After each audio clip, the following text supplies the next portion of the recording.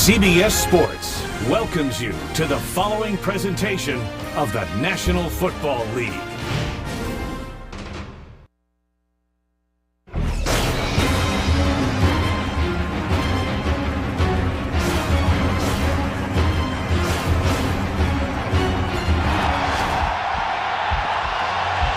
And we're back here in Pittsburgh.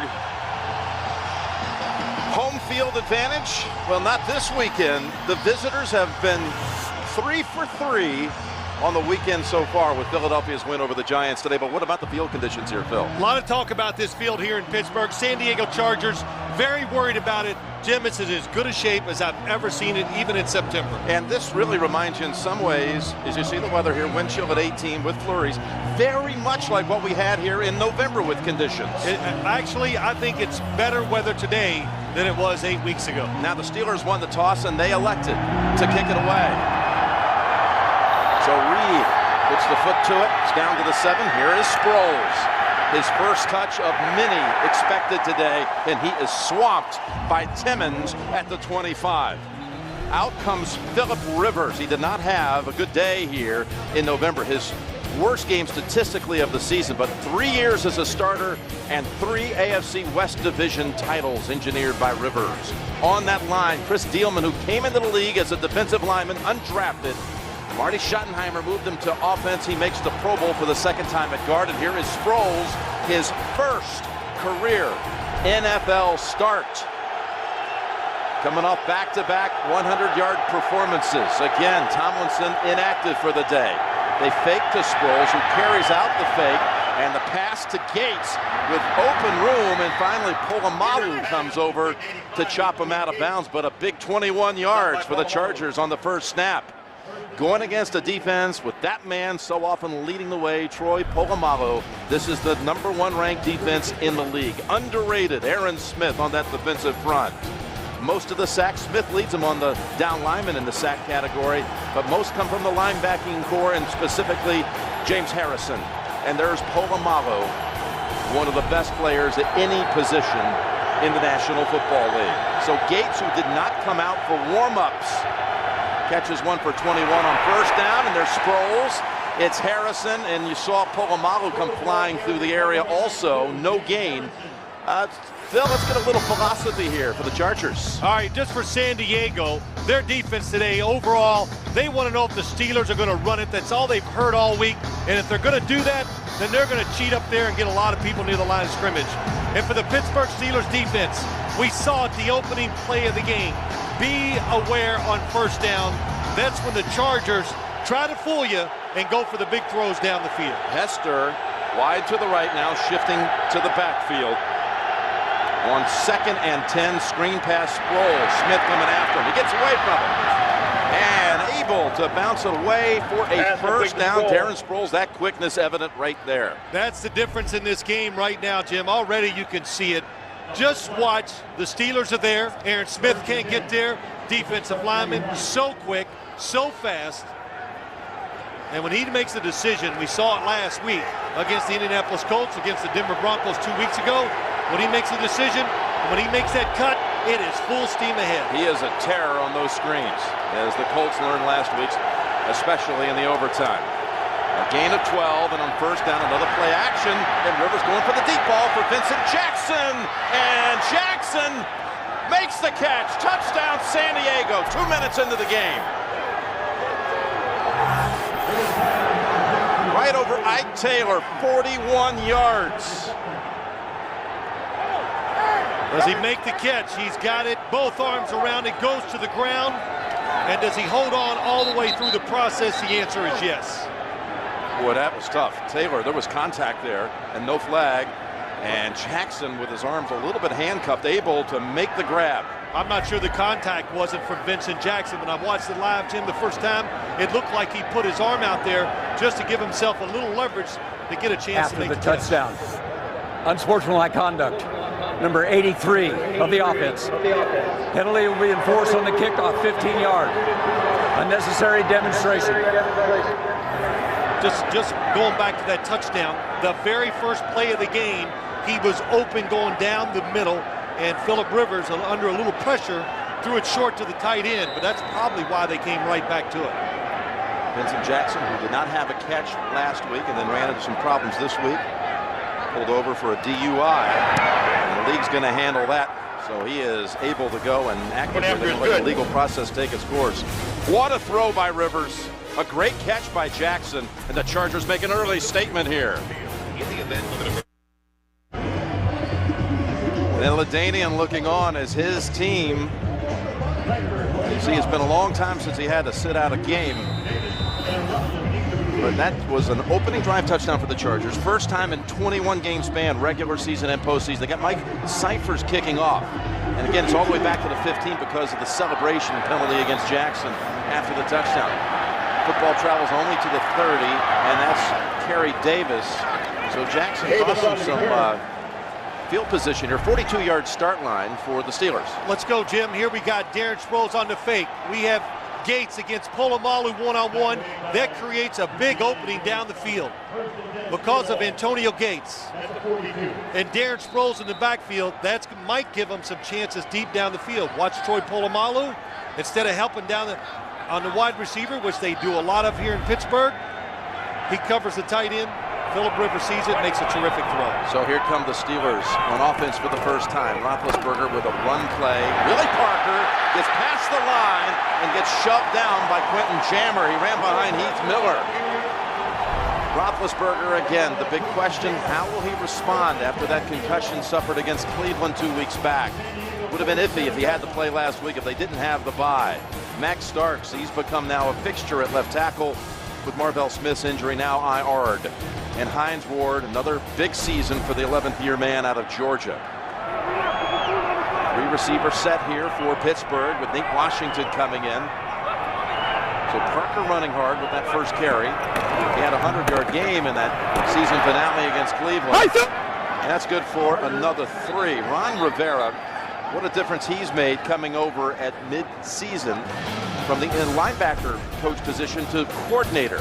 They've got Jamal Williams up front, the captain of the ship, as his teammate Stephen Cooper told us last night. And Phillips is their top sack man, 7.5 on the season.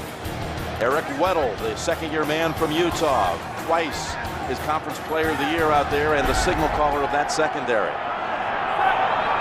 3 tight ends in for Pittsburgh. We'll call it a 2nd and 8. And it's Parker again. Looking good and finding a small seam, making the most of it. Running into the secondary, into the arms of Clinton Hart, but another first down. I guess the question, Jim, we talked about philosophies.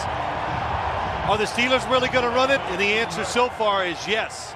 All week long, the San Diego Chargers were reading in the paper. All the Steeler players were saying, we got to run it, we're going to run it. And so they said, well, okay, if you're going to do that, we're believing you. We're going to try to crowd the line of scrimmage. But not very successful stopping that run 2 of these first 3 times. Parker sent out wide to the left now. They've opened with 3 rush plays. This time they empty it on first down. In the hands of Ward. And Weddle bumps him out by the flag.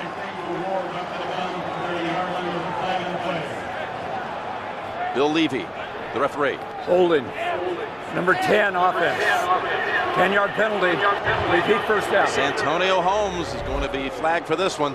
Quick screen outside. And I'll tell you what happened. Santonio Holmes expected Hines Ward to go inside. That's the way the play was designed. So when he took it out, which I don't think he had to, when he broke outside, he goes, what's going on? And that makes you grab a jersey. No doubt about that call. Pittsburgh was flagged so often in that first matchup against San Diego, including 2 holding calls against Hines Ward. He had 4 on the season, did Hines. 2 in that game against the Chargers. Now his fellow receiver gets called for that one. Jim, they're going to get holding calls from the wide receiver position because they're aggressive and they block in the running game. 1st and 19. Back to Ward. Good stick, ball out. And they call it incomplete. So Quentin Jammer jars it out. It'll be 2nd and 19. Ward did not hold on. Quentin Jammer really had a pretty solid year, and one of the keys for their defensive backs, especially Quentin Jammer and Antonio Cromartie, read Ben Roethlisberger when he takes a short drop, attack the line of scrimmage, and when he drops deeper, stay back, make sure you don't give up the big play. Supervision. The Great look at that one. Second down 19 from the 45.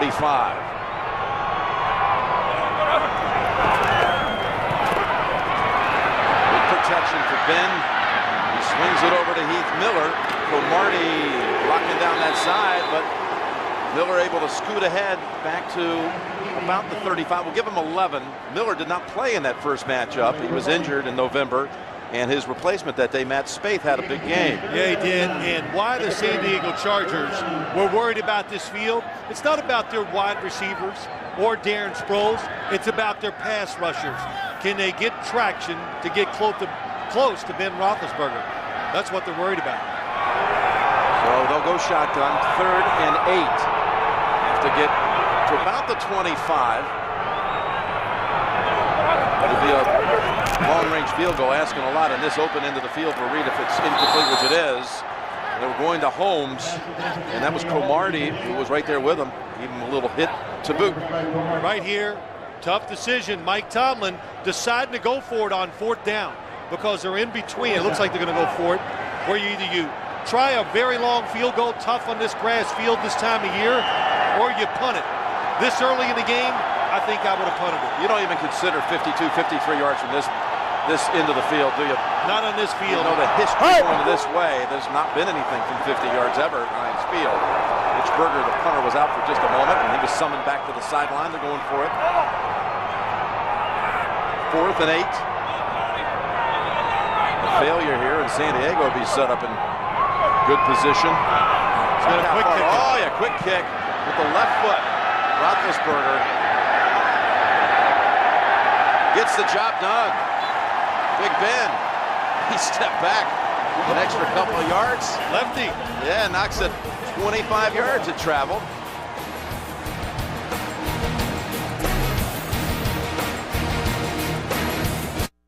Jim Nantz with Phil Simms, and San Diego up a quick 7 with its second series now beginning at the 9.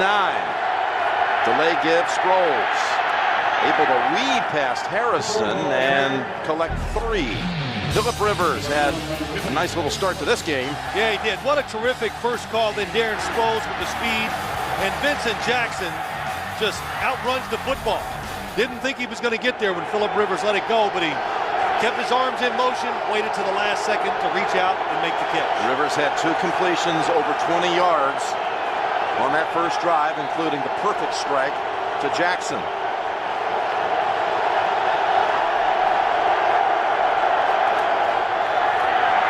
Sproles, and they jam him for only about 2. Larry Foote on the tackle. Well, this Charger team, just talking to him last night, what did Phillip Rivers say? We were 4 and 8, and we go, well, it's probably over. Well, we're still in the NFL. Let's go out and practice and have some fun. And when you know it, every week goes by, they were still alive. All but over, but he approached it, telling his teammates, no one's going to feel sorry for you, let's just go play. And a week-by-week survival test with considerable help coming out of the Mile High City. And here they are, trying to get to the AFC title game. 3rd down, Rivers over the head of Sproles. That was Woodley running right with him. Yeah, it was that. It was pressure on the quarterback. You know you're backed up, you know the score, so you're very careful with the throw, and the coverage was excellent. One of the real stars last week for the Chargers, this man, Mike Cyphers. Big story on him in a national paper this week. His mother works in television down in Louisiana, and she later got called by a reporter to clarify that actually all these years, everyone's pronounced his last name incorrectly. It's Cyphers. So beware, we're going with that the rest of the day as Holmes takes off. Holmes inside the 50, gets past Cyphers. Nene has the angle. He gets past him hurdling and takes it in for the touchdown. Santonio Holmes breaks it 68 yards.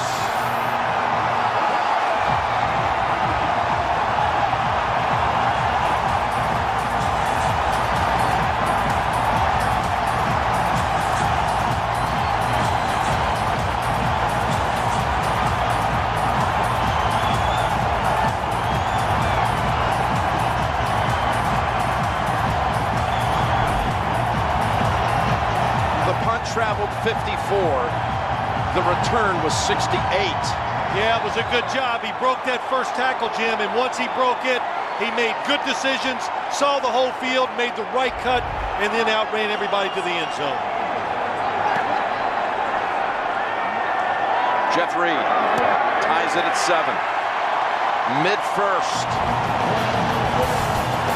We have had some big highlights already. The run back ties it here in the Steel City. First kick or punt return by a Steeler all year for a touchdown. In fact, punt return average as a team, they were next to last in the league. But they break the big one here to tie it. Sproles, the return man, has a 103-yard kick return for a score at Denver, week 2 of the season. We know what he can do. Trying to answer back. Collision with Tyrone Carter.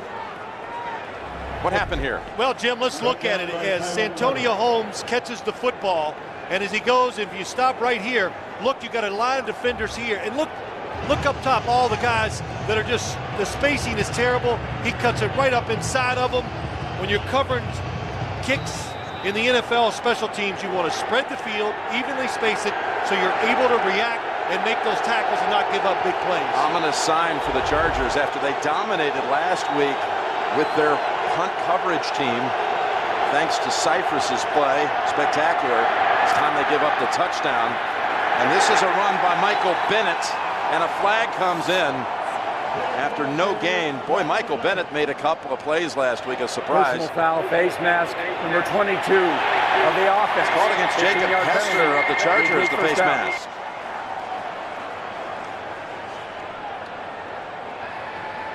We expect to see Jacob Hester in number 22. There it is. That's pretty evident.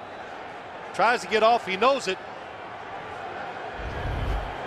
CBSSports.com has complete coverage of the NFL playoffs, as wild as they are. Find all the latest news, analysis of each matchup, video previews, live scoring, game centers, all online, CBSSports.com. So far in the playoffs, how about this? No home team has won this weekend. There's Mike Tomlin trying to get his first postseason victory. They lost last year to Jacksonville here at home in the wild card round. So far overall, factoring in the wild card weekend this year, the road teams are 5-2. San Diego could make it a perfect sweep for the weekend. Rivers. And a sliding catch made by Chris Chambers. Speed and distance of Santonio Holmes. Look at the route he took. Look how fast he's running sometimes. Over 20 miles an hour. I don't know why Nene right there just didn't put his hands on him and shove him out of bounds. He went low for the chop tackle, and it was an easy play just to bump him out at about the 8 or 10. Yeah, it looked like that. Nene is actually one of their better special teams players, along with Osgood. So had a chance to knock him out of bounds, missed it. 2nd and 13. Got about halfway there on the pass play to Chambers. Rivers goes underneath. And that's back to Michael Bennett, with Ferrier bringing him down. Now, Bennett began the year with Tampa Bay, had spot duty, had 7 carries as a buck through the first half of the season. Then they waived him. San Diego signed him. He was inactive through the whole rest of the regular season and got his first carries as a Charger come playoff time. How about that? And he did a good job last week, 24 yards rushing, and he'll get spot duty today because you just can't give it to Darren Sproles in the pass and run game and special teams all day long. 3rd down, 7. Legadou Nene has come in as an extra receiver. Sproles is in there as the running back, protecting the quarterback, and the first down is picked up by Gates. Antonio Gates for 9.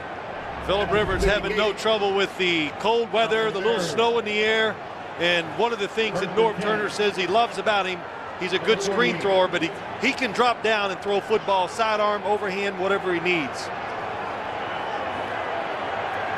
And Antonio Gates did not even come out in the field today to warm up before the game. He just waited to game time and looks pretty good. Doesn't look like any ill effects. not being 100%. San Diego doing a good job coming back from 1st and 25 to pick up the first down. Now they'll also have to go probably 1st and 15 here. Looked like McNeil on the left side moved. Full start. Number 73 offense. 5-yard penalty. First down. You know, Phil, in that first game, the Steelers out-yardaged the Chargers almost 2-1. It was like 410 to 213.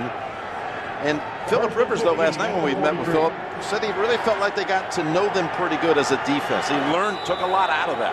Yeah, absolutely. I think what you do, they learn how to block the defensive fronts, how to handle the linebackers to get extra receivers, the running backs and tight ends out in the passing game. And the opportunities were there in that first game, Tim, for Philip Rivers. And he admitted, man, he just made some throws and just can't believe they were so bad. Triple tight end set. Going to go to Sproles. Short side of the field. Gets away for 2. The third one brings him down. That's Larry Foote. Gain of 3. That was one of those, let's run everybody to the right side and try to throw it across the field to the tight end again to the left. The Steelers defense more disciplined, settled down now, but then finds the outlet. Darren Sproles. Really good job by Rivers and Darren Sproles. Well, you see LaDainian on the sideline, and you wonder if the Chargers are able to pull off this win today. Would he be back in time for the Ravens next week? Or would perhaps they have to win that one and wait a couple of weeks to get him back for the Super Bowl? All things that we talked about last night with North Turner, no one really knows. Pretty emotional for North Turner not to have him out there. 2nd down and 12. Pressure, and they get him. Woodley on the sack. He got away from Brandon Manu-Maluna, who was trying to protect the quarterback, but Woodley sacks him for an 8-yard loss. Well, the San Diego Chargers, first and foremost, they want to make sure they block James Harrison, number 92. He dropped off in pass coverage, and look at the top of your screen. It's the coverage down the field that gives Woodley the extra time to get there. Wow, what a kick. Went over his head.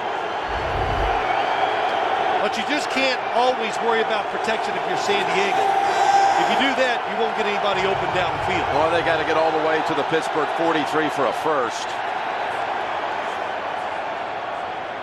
Didn't beat the play clock. Game. Offense. 5-yard penalty. Third down. What do you think? Will that be called a little tighter today? The play clock? After what happened yesterday in that Tennessee-Baltimore game? But you listen, I'm going to just make a quick comment. You know, you have to see the football or look at the clock, see 0, look down at the football, and if it's not snapped, then you throw the flag. So there is a little delay, about a second to a second and a half, sometimes. 3rd and 25. They run it with Sproles. They almost decked him for a loss, and he just barely gets back to the line of scrimmage. Ferrier and Timmons get to him quickly. They were expecting run. Now the crowd's into it. This defense, very disciplined in what they do. Look at them on the field. And then, even when you get out of trouble against them, they're so fast. Linebackers, remember they play a 3-4. That's going to make them faster than most defenses. So Cypress, first time he ever punts with that pronunciation, it's returned for a touchdown. Another one with big hang time. Noel Moore watches it go out of bounds, and they'll spot it at about the 26. We already have more touchdowns in this one than we did in the first encounter 8 weeks ago. 7-7 first quarter. Turbulent round it's been on divisional weekend, with all the road teams winning so far. He's never had all 4, but you look at those that have advanced, Phil. We got Arizona as a 4 and a pair of 6s. Baltimore and Philadelphia making it to the championship round. Of course, the Steelers, when they won the title 3 years back, they won it as a 6, the last team in as an AFC side champion. It's Willie Parker getting stopped quickly by Tim Dobbins. And tomorrow, 2.5 men, Charlie Sheen and John Cryer, are back with the first new episode of 2009. Don't want to miss the People's Choice Award winner for favorite TV comedy tomorrow on CBS, America's most watched network.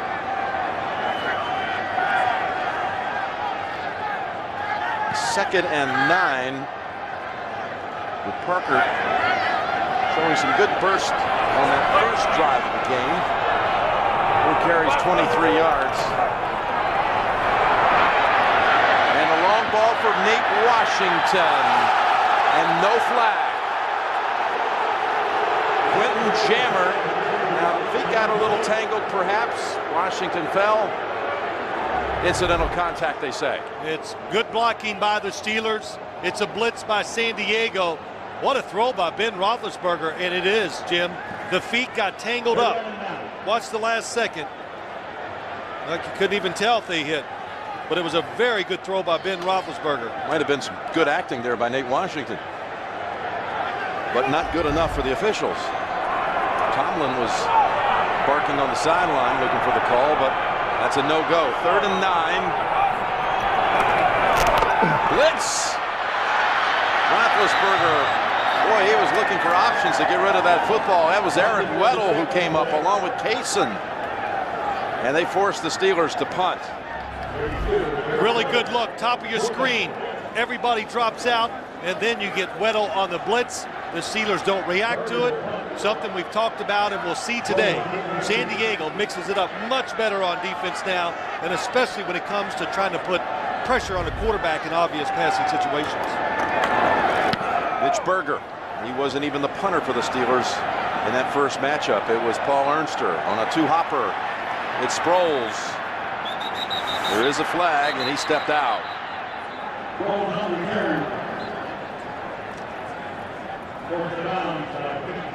That was a 49-yard boot by Berger.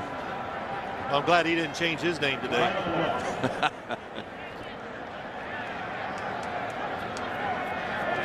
During the kick, illegal block in the back. Number 24 receiving team. 10-yard penalty from the end of the kick. First down. Well, that takes away some good field position for San Diego.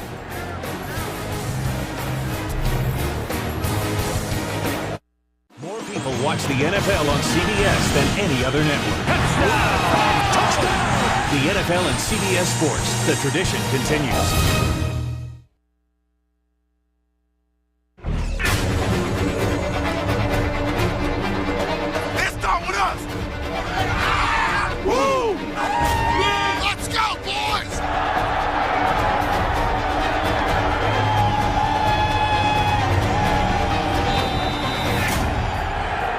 To go, first quarter, 7-7. And San Diego, and its offense out for the 3rd time. Took only 2 minutes and 1 second to score at the beginning of this game. Here's Sproles getting a running start. He squeezes through there for about 8. Well, Jim, the linebackers here in Pittsburgh, it's quite a history. James Harrison today, how's that for a takedown? Then Woodley gets a sack. And they got such speed. James Ferrier, Foot, all of them can make plays. And there was a nice story on linebackers here in Pittsburgh on TV this morning. 33 out of the last 36 years, I think that number is right, they have sent a linebacker to the Pro Bowl. And this year they have the Defender of the Year in James Harrison. Boy, they're in quickly, but Sproles is able to sidestep a couple of hits, pick up the first. You see Darren Sproles, you said it, Jim, 5'6", 185 pounds, and he is so quick. Foot can't make the tackle. He breaks arm tackles, and we just kind of talked to him last night about his strength, and he threw some numbers out there. When you're this fast as he is, you're going to be strong. That's one of the reasons why he can break those tackles. And that's going to be the last play of the opening quarter, with the score 7-7 after 1. We'll return to Pittsburgh after these messages, and you're watching the NFL on CBS. Tomorrow, CSI Miami, a man found wandering the streets. Is he a victim or a killer? All new CSI Miami. Tomorrow on America's #1 network, CBS. We start the second quarter in Pittsburgh at Heinz Field. Jim Nantz sitting alongside Phil Simms. Exciting first quarter at 7-7. First play of the second, it's Sproles on first down for only a yard. James Ferrier on the hit.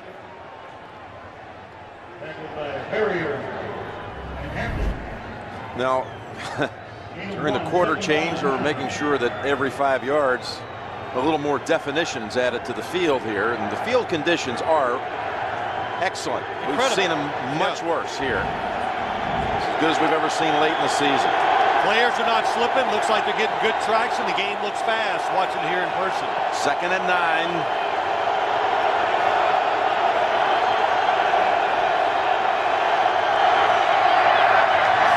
Gates, and he's about a yard away. He made a move like that last week, carrying one Colt with him to pick up a crucial first down late in that game. And again, is not 100%. He's jogging here with a fellow Kent State man, James Harrison. How about Kent State delivering these two? Gates, arguably the best at his position in the league, and Harrison, the NFL's Defensive Player of the Year. And by the way, Jack Lambert, the legend of the old Steel Curtain, also attended Kent State. 3rd and 2. Sproles, a little guy trying to pick up the first down, but Ferrier may have stopped him about a half-yard shy. Across the line. Tough to run inside against this Pittsburgh defense. Casey Hampton, Aaron Smith.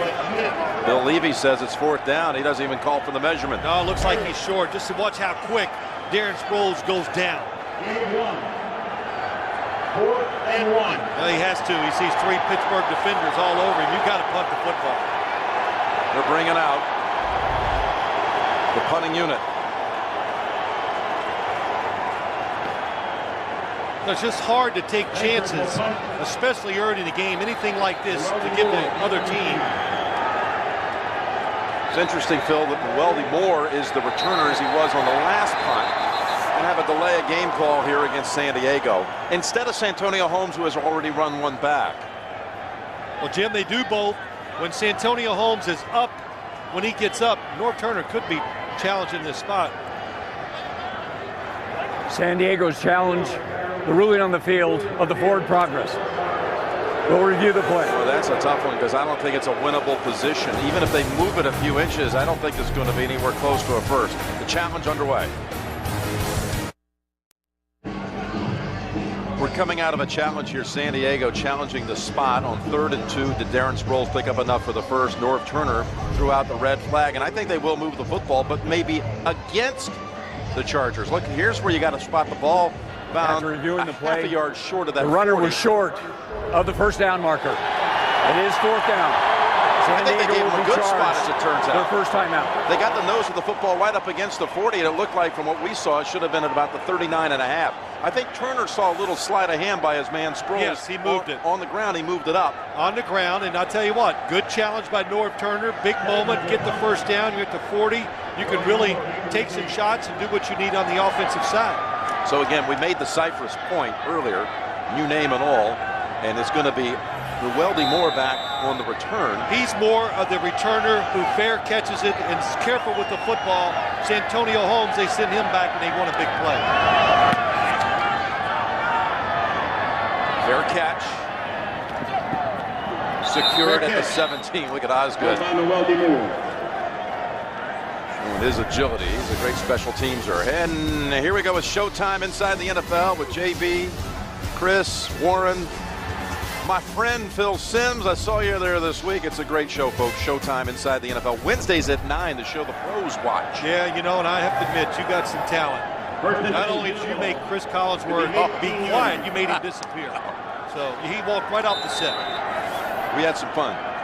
All in good fun debating the overtime rule in the NFL. We are on opposite sides of that and have been for years. Some San Diego folks thought, hey, wait a minute. What would you have said if the Chargers would have lost that game? It had nothing to do with the outcome of that game. Just had a good, fun debate there. We'll see you Showtime on Wednesday, Phil. Here comes Willie Parker.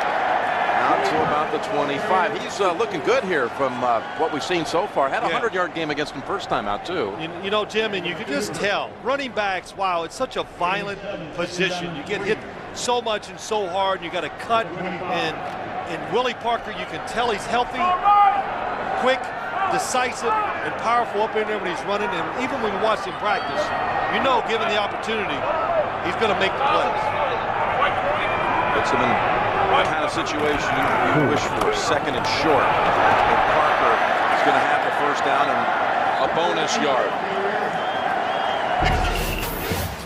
Rushing this season, Parker has been hampered by injury. They had 16 rushing touchdowns, 11 of them at home. But Parker, a spotty season, mainly because, again, injured in the middle part of the year. Moore gave them a good boost.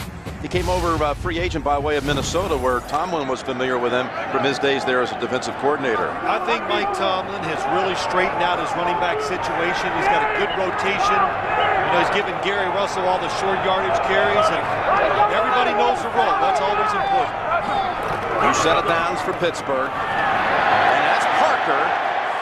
Another good first down carry for 6. You know, interestingly, in his postseason career, Parker now has carried the ball, as you see him here, 65 times, Phil, and he has only one rush in the postseason in his career that went for 15 yards or more. That happened to be that 75-yard touchdown run, the longest rush in Super Bowl history. Yes. But he's never had another 15-yarder in his entire postseason career, but threatening the way he's running right now to have one today. They keep blocking up front like this. He is going to get a long run today. Get to the second level. They won on the ground. They stay with him. And look at him fight for that first down and get it at the 40. The crowd applauding. He's encouraging more, and that was this longest rush against Seattle up in Detroit in the Super Bowl. Hines Ward was the game's MVP. Willie Parker gave his Super Bowl ring to his father, Willie Sr. He had his brother and sister-in-law come up to his house, gave him a new Cadillac to drive back home to give to Dad. Called his dad and said, "By the way, Dad, I left something in the trunk." His dad went in the trunk of that new car and saw a box. He said, "Open it up." And it was the Super Bowl ring. What a way to package a gift for Dad. Here they run it with Moore coming in to give a breather to Parker, and that's another good rush, too, for the Steelers. 4 gain on that one. Well, I think we go back to the beginning again. Are they really going to run it? Yes, they are. I'm convinced. Good job of getting out.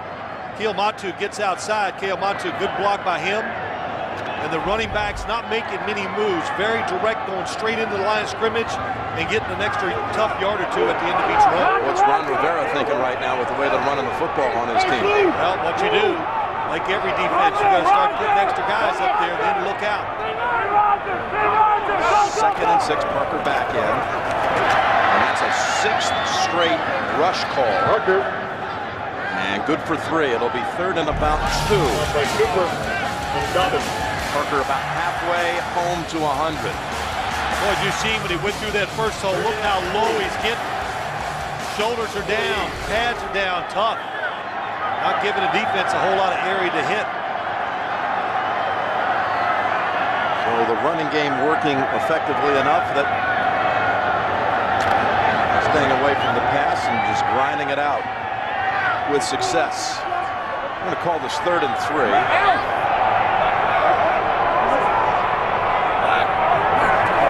Weddle may have been across too fast.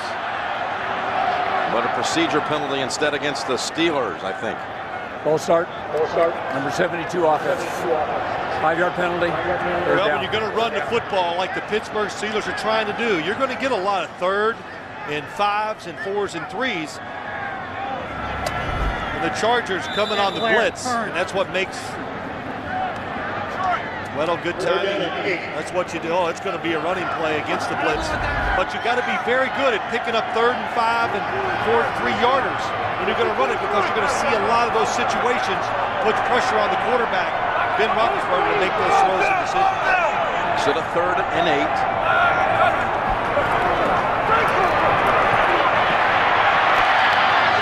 Complete to Davis, but short of the first. Eric Weddle with the tackle. He did a good job of wrapping up the fullback. What protection Ben Roethlisberger had at the last second. He finds Davis going across the field. Hey, they're back to the line quickly here, trying to catch them in a defensive substitution. Can't do it. They have to give the defense time to align because of the substitution. Chargers call a timeout. Timeout, San Diego. Will Pittsburgh still go for it out of the break? Pittsburgh is in punt formation. 4th and a long yard. Snap it to Berger. And Sproles watching it sail down to the 2, and it inches its way in for a touchback. 51 yards, but only a net of 31. Out to the 20 for the Chargers. Game tied. Star TV's #1 news show. It's Tuesdays on CBS, America's most watched network. Chargers at the 20, mid-second. 7-7. We had 2 touchdowns in the first half quarter. No points since. Harrison was coming in on Rivers, and a pass was dangerously close to being picked by Ike Taylor, intended for Chris Chambers. You know, Jim, go back to that 4th and 1 the Steelers had where San Diego called a timeout. I thought they would be given their timeout back because the Steelers did run about 6 defenders, their punt unit, onto the field. Here you see them at the bottom. Yes, here they all come on. They all ran out there even more, so San Diego expects to punt. They have to give reasonable time to get their substitutions in there. They didn't, that's why they called the timeout. And the timeout call stood and just thrown away. Rivers saw there was nothing unfolding. Hester was over on the left side, but Harrison was wreaking havoc on that play again. Well, they talked about it all week. And Mike Tomlin said it, wow, can these guys throw screens? They do it to everybody, 2 tight ends to all 3 running backs.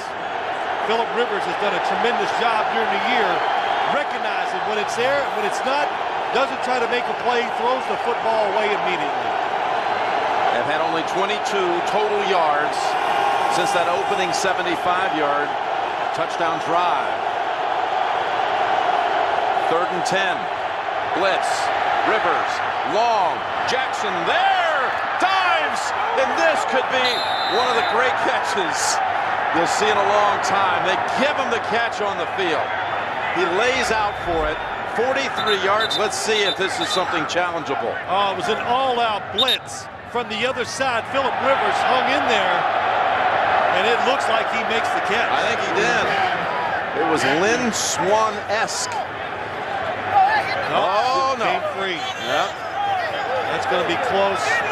Ball even bounced. You've got to have possession of the football, and it can hit the ground, but it looks like once it hits the ground, he loses possession. The roar for the red flag.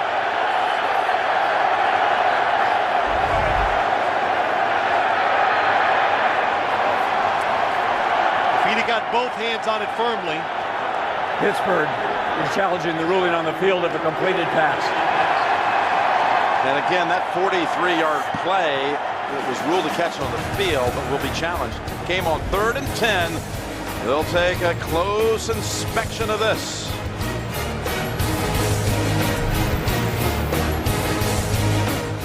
It'll either be a punt. Both hands came off the ball when the receiver hit the ground. It's a complete pass. Yep.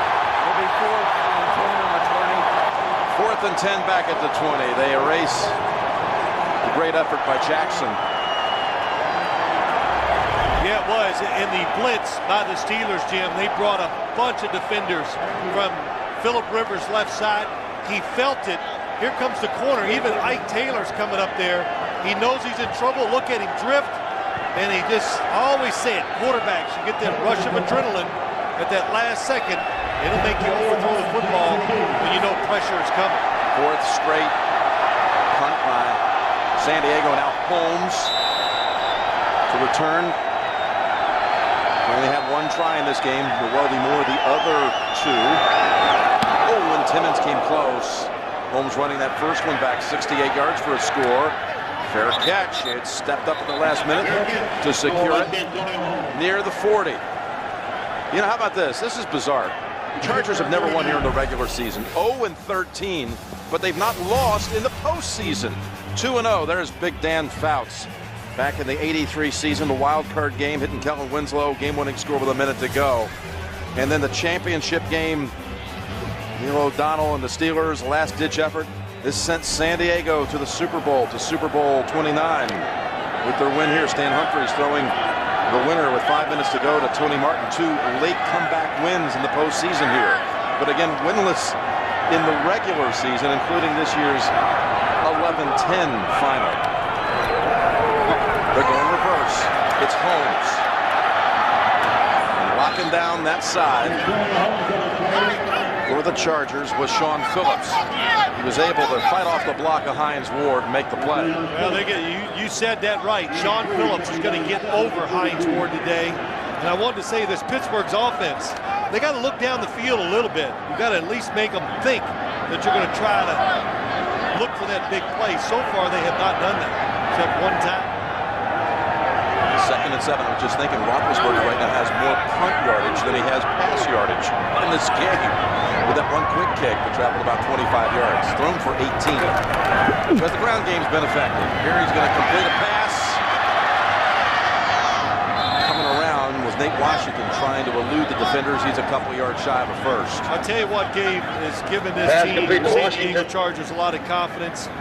They thought they had chances on the offensive side the first time, but the defense, as I talked to Ron Rivera and some of the defensive players, they go, we lined up wrong like 5 times and gave them plays where they got about 50-some yards. We're not going to line up improperly in this game because we know what we're doing. We're a little more schooled in Ron Rivera's defense, and so far it's worked out well. Right back where they were just a short while ago near midfield, but this time instead of 4th and 2, it's 3rd and 2.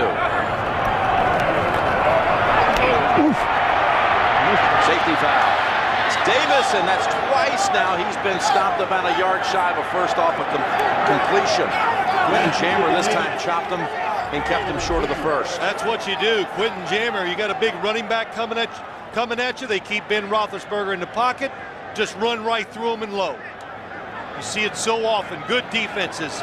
If you're going to be a really good defense, your corners, safeties, everybody's got to be a good tackler. Quentin Jammer did it that time. And he's done it a couple of times already in this game, has Jammer.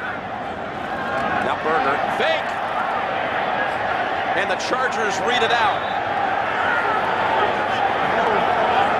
They snap it to the up back, Ryan Clark. And Antoine Applewhite was not fooled. Here comes the fake. 4th and short. Look at the defense. All the defense is coming on a block. They're trying to confuse the Pittsburgh Steelers' punt block protection, and they walk right into the fake. They're coming with pressure. They even had one of the corners who was outside. He was coming on the blitz too. Boy, what a field position changer that is. They were looking at downing him inside, say, the 20, near the 10, who knows. Instead, San Diego gets it at the Pittsburgh 44. Sproles, Woodley decks him along with Harrison, a loss of a yard. Well, as Mike Tomlin said, you know, you got to coach the moment in these games. And is it frustration? Do you do it because you've been near midfield and you're not getting those first downs to get a chance to score? Or do you make calls like this because you believe if it doesn't work, our defense can get it done? Well, he believes if it didn't work, his defense can overcome. Well, they have since that opening drive. They buckled down. That #1 defense in the league. 2nd and 11. Legadou Nane incomplete, and he just kind of tripped on his own.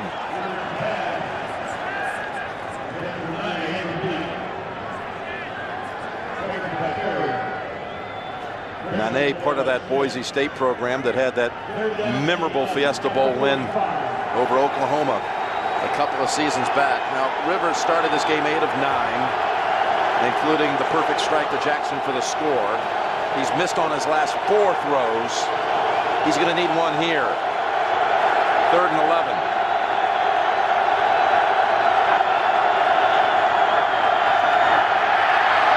Gets Gates, first down. Clark brings him down. Clark took the snap, the short snap on the punt, makes the tackle, but a gain of 15. Tim, let's just watch it. Look at the defense, how deep it is, and then you see Gates. Look at all the area inside that he has to beat Woodley with. And Phillip Rivers, as soon as the football was snapped, goes, oh, I know where I'm going.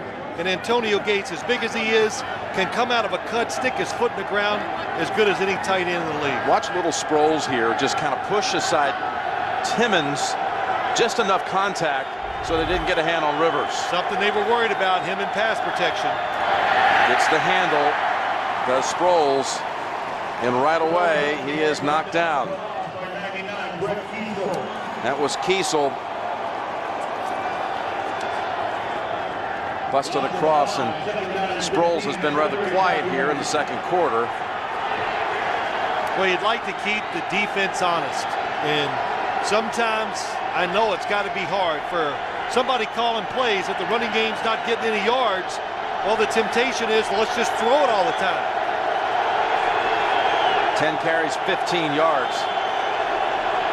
That's all. 2nd and 14.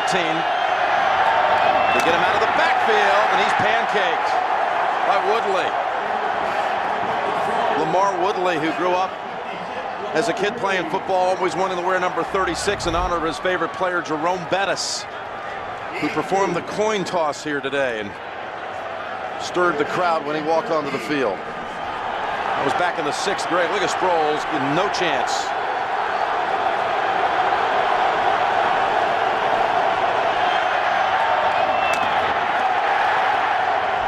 Interesting area here, Phil, at the 32 again.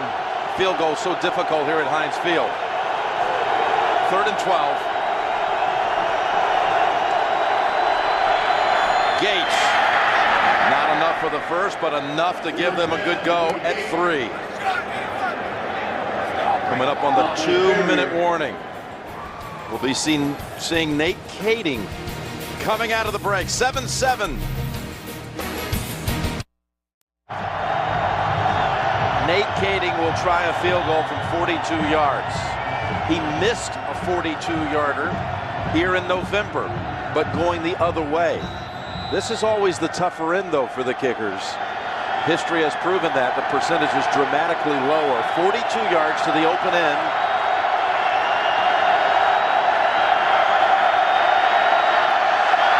Kading drills it. Good. Beautiful kick. All set up by the fake punt that backfired. Steelers 7.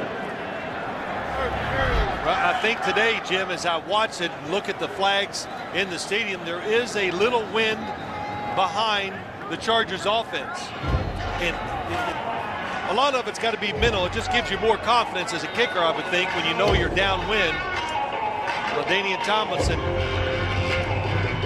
LT loving that. Even North Turner gave Kading a little high five, and it's a 10-7 lead here before the half. And is this playing out kind of the way you thought it would? I mean, here's Pittsburgh, by the way. They're 1 touchdown on a punt return. They did not score a touchdown back in November, so coming up on 6 quarters without the offense scoring against the Chargers defense, a touchdown. It's amazing how defenses have turned around the NFL. Remember the Colts when they won the Super Bowl? The defense struggled all year long. How about the Arizona Cardinals? Their 2 playoff games, their defense stopping the run. And San Diego, so far, they have been terrific in this game, putting pressure on the offense, stopping the running game when they have to, and can't commend them enough. Cypress is handling the kickoff chores because Kading, you wouldn't know it with the way he struck that field goal a moment ago, but injured a groin last week. Groin injury, he's not 100%. So I feel like Cypress could give him more off the kicks. This one has got hang time, but it's short. To the 20, that's it. Jerry Russell fielding it. Falls at the 34. We've got the Sprint halftime report on the way with JB, Dan, Shannon, Boomer, Coach Cower. First half highlights of our game, plus a recap of the Eagles' win over the Giants. All the latest NFL playoff news and information. They are getting all set back at Studio 43. All coming up on the Sprint halftime report. What a great interview yesterday by James Brown with Hannah Jones, who seemed a little too sure of himself, if you ask me, about being back in the league next year. He might want to just temper that enthusiasm right now. From the 34. Roethlisberger, second option, and Holmes snags it. Tackles at the 50. Tackled by Cooper. Yeah, but overall, they kept Ben Roethlisberger in the pocket. He did a good job of moving and waiting, and it took a long time for the receiver to get open that time down the field. Noeldy Moore throwing a nice block there to help protect Roethlisberger. Weddle was blitzing, and he picked him up. Roethlisberger now gives it to Moore, and just that quickly, 2 plays, and Pittsburgh's down to the San Diego side of the field. Paul Oliver on the tackle, and there's a Charger down. Sean Phillips crowd doesn't like it. They think, wait a minute, is he injured or is he just trying to buy some time?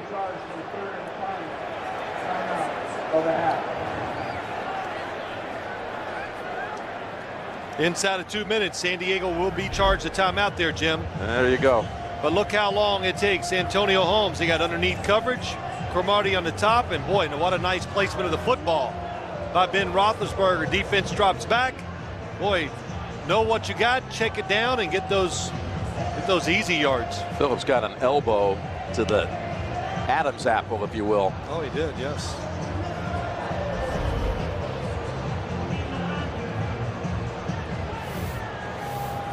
So Sean Phillips able to walk off after being momentarily stunned. You know, it's Pittsburgh offense, and they get in these situations. They leave a lot of it to Ben Roethlisberger, allowed to call the plays. They got a very extensive hurry up or 2-minute offense. A lot of options to call from. How about Roethlisberger, you know, with what he adds to the resume today in the postseason now? He's had a punt that's been, if you will, downed inside the 10. He had that great tackle on Nick Harper a couple of years back on their way to the Super Bowl, and was the youngest quarterback to ever win a Super Bowl. Well, we were talking about Jim Thorpe a lot this weekend, so there you go. Multi-dimensional, no doubt. Second and a yard to go with 1:13 and a half. That's wide of Miller. Well, I think he had to come to Miller a little quicker than he wanted to. That time, Luis Castillo was kind of pushing the pocket, so he just says, let me get rid of it quickly. He was coming free. That's why he got rid of it a little sooner, off balance, couldn't get his body turned. And with all 3 timeouts, they bring in 3 tight ends, try to pick up that yard. With Parker backing it in. No, that's actually Gary Russell, who in the first matchup against San Diego kind of took over, beginning at the halftime of that game, the short yardage role for the Steelers. Halftime, Mike Tomlin went in and said, you are the guy in short yardage situations. And look at it here. There is nothing. They've got it stopped. Who makes the hit? Is that Tim Dobbins? Yep. Yes. Got him in the hole, but Gary Russell knows why he's in the game, just specifically for these type of situations, short yardage in the field and on the goal lines, and what a job breaking that tackle. You know, hold on to it with 2 hands. Takes a special guy, Jim, to throw that cape off, run in the game, make a play, and come back over on the side and put that cape back on. Sounds like a superhero to me with that cape analogy. I love it. Coming up, Sprint Halftime Report. JB, Dan, Shannon, Boomer, Coach Cowher. Again, though, break down the first half here and give you all the latest playoff news coming up on this Sprint Halftime Report.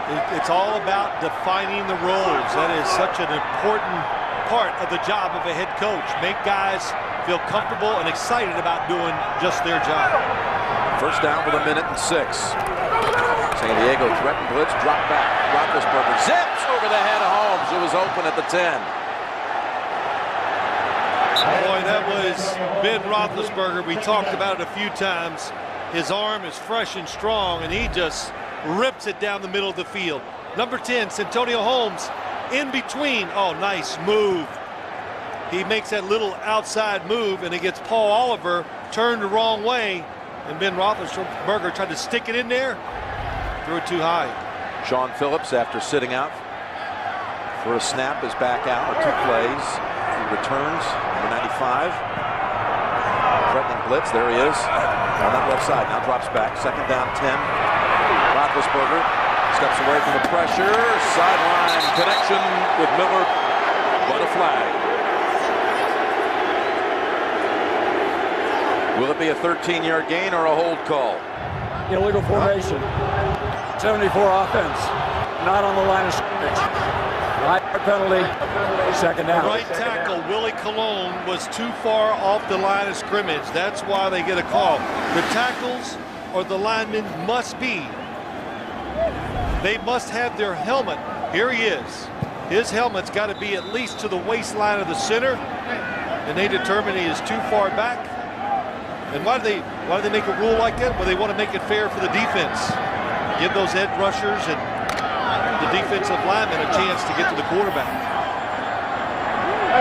to the 44.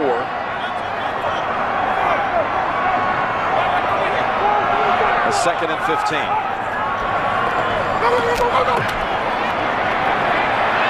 In the air, way down the field to Ward, to the 5, bounced out at the 4.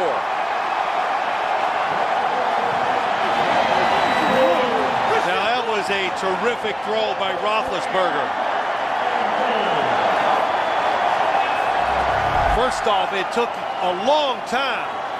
I think he was going to throw it to the original wide receiver who was making a double move, and then Hines Ward was the outlet receiver coming all the way across the field. Look where he goes.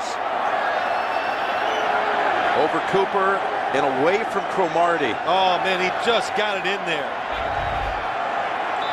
Saw a lot of those throws in practice today. First time I've seen it going deep across the field. Yeah, they call a timeout. 1st and goal. It'll be from the 3. Boy, did that thing, was that a tight spiral? It was. Just look at him, rear back, good leverage, flexible arm, and when you throw spirals, that usually means it came out of your hand perfectly and you got good everything, and it took every bit of it to get in there. And as I was saying, Jim, in practice, he ran a lot of deep crossers trying to take advantage of space down the field after a receiver on one side's made a double move. And it takes a strong arm quarterback to take advantage of situations like that. And obviously no lingering effects that we're seeing from the concussion 2 weeks ago. Well, yes, that's right. Not seeing. Well, you got to get hit to see those lingering effects, and he really hasn't been pushed around much so far in this game. Rested for 1 full week, came back after cleared by the doctors on Monday, practiced all week. Can they get the 3 tough yards before halftime? Can they finally find the end zone against the Chargers? Talking about the offensive unit. It's Parker. He's going to make his way in. Touchdown, Steelers.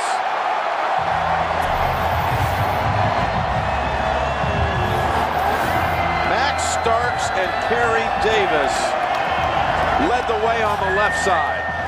They've been running that play here in Pittsburgh for about 20 years. Bring him down inside. You got good blocking. Oh, there you go. Santonio Holmes, Hines Ward. Kale Matu, the left guard, pulls out, gets a good block. And Max Starks, the left tackle. Kerry Davis, the last one. So they really had that one cleared out for Parker.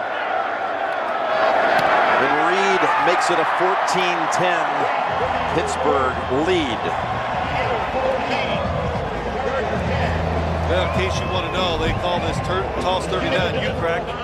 And the crack is when the wide receiver blocks the in-man line on the line of scrimmage. And you're right, Davis, oh, he just runs into the end zone. Quentin Jammer never has a chance to get squared up and make the tackle. The 101st offensive play against San Diego this season. Finally producing a touchdown. Touchdowns allowed. Now this is something that has hurt the Chargers. Cutler got them. Ronnie Brown and the Dolphins against Indianapolis. Regular season, Gonzalez even gave up a kick return in the last 2 minutes of the half against Justin Miller and the Raiders. And another one today with Parker. Yeah, that drive was all about, when you go back and look at it, it was just all about the pass protection that Ben Roethlisberger got. Start to drive, it took him a long time to throw that first pass. The receiver had to uncover. And those 2 long throws down the field, Jim, they took well over 4 seconds. 40 seconds for San Diego, but no timeouts. Normally you'd think, all right, got a chance to maybe get down in field goal range, but it's going to be hard to do that. It's Cromartie. Takes it to the middle, now tries left side. Had he been able to escape Gary Russell, who knows? Rivers gets the 35-second game plan from Norv. Norv Turner. He had a little, if you will, insider at the facility over there. Didn't get any information, but you know, the Steelers and the Pitt Panthers share the same compound and practice facility. His son Scott is a graduate assistant over there for Coach Dave Wanstad. Coach Turner's boy. And I heard Mike Tomlin had some things to say to him during the week, having a little fun with him. First and 10, Sproles. And they stop him up as they have really for the majority of this half on the ground. He's had a couple of screenplays that gave him some business in that first series.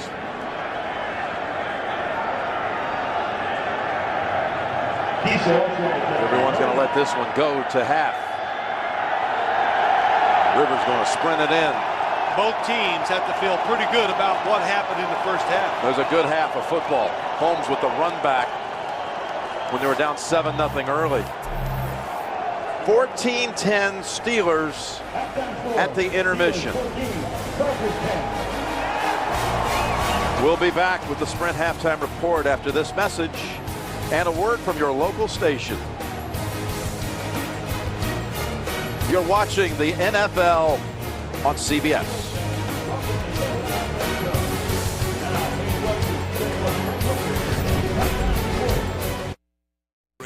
Heading to the AFC Championship. See it only on WJZ. Sports presents the Sprint Halftime Report. Get the new NFL Mobile Live only from Sprint, America's largest, most dependable 3G network. And welcome back to New York in Studio 43 and the Sprint Halftime Report. I'm James Brown with my guys, Dan Marino, Coach Bill Cowher, Shannon Sharp, and Boomer Esiason. The score at the half. Pittsburgh on top by 4, 14-10. It's been like a heavyweight championship fight. 2 big bombs thrown early. Opening drive, San Diego up top. Phillip Rivers hooking up with Vincent Jackson. Great 41 throw yards and right. catch. 7-0 Chargers, Dan, at that point. But Round one, the San Diego, Steelers Jay. answer right back, Shannon. Santonio Holmes. Take a look at this highlight punt return. 67 yards of pay dirt. Low hurdles here, Shannon, right here. Up and over. He takes it in for the score. Round two, Pittsburgh, JB. At 7. Coach. And I'll tell you what, this is when Ben Roethlisberger's at his best. The end of a half, end of a game. He finds Hines Ward. There's no pressure on him. He can find holes. Hines is going to sit there. He's going to make the big plays. And then Willie Parker's going to finish off this drive with a touchdown. He's got 52 yards, averaging 5 yards a carry right now in his first half. Pittsburgh's got the running game going. I'm telling you right now, it doesn't look good for San Diego in the second half. What a risky decision by Mike Tomlin, though, Boomer. And that's right, guys. And I do question the fact that they faked the punt right there towards the end of the first half. They end up giving San Diego great field position. You have the #1 defense in football. Your defense is in complete control of the game. Since that Vincent Jackson touchdown, San Diego has only had 68 total yards.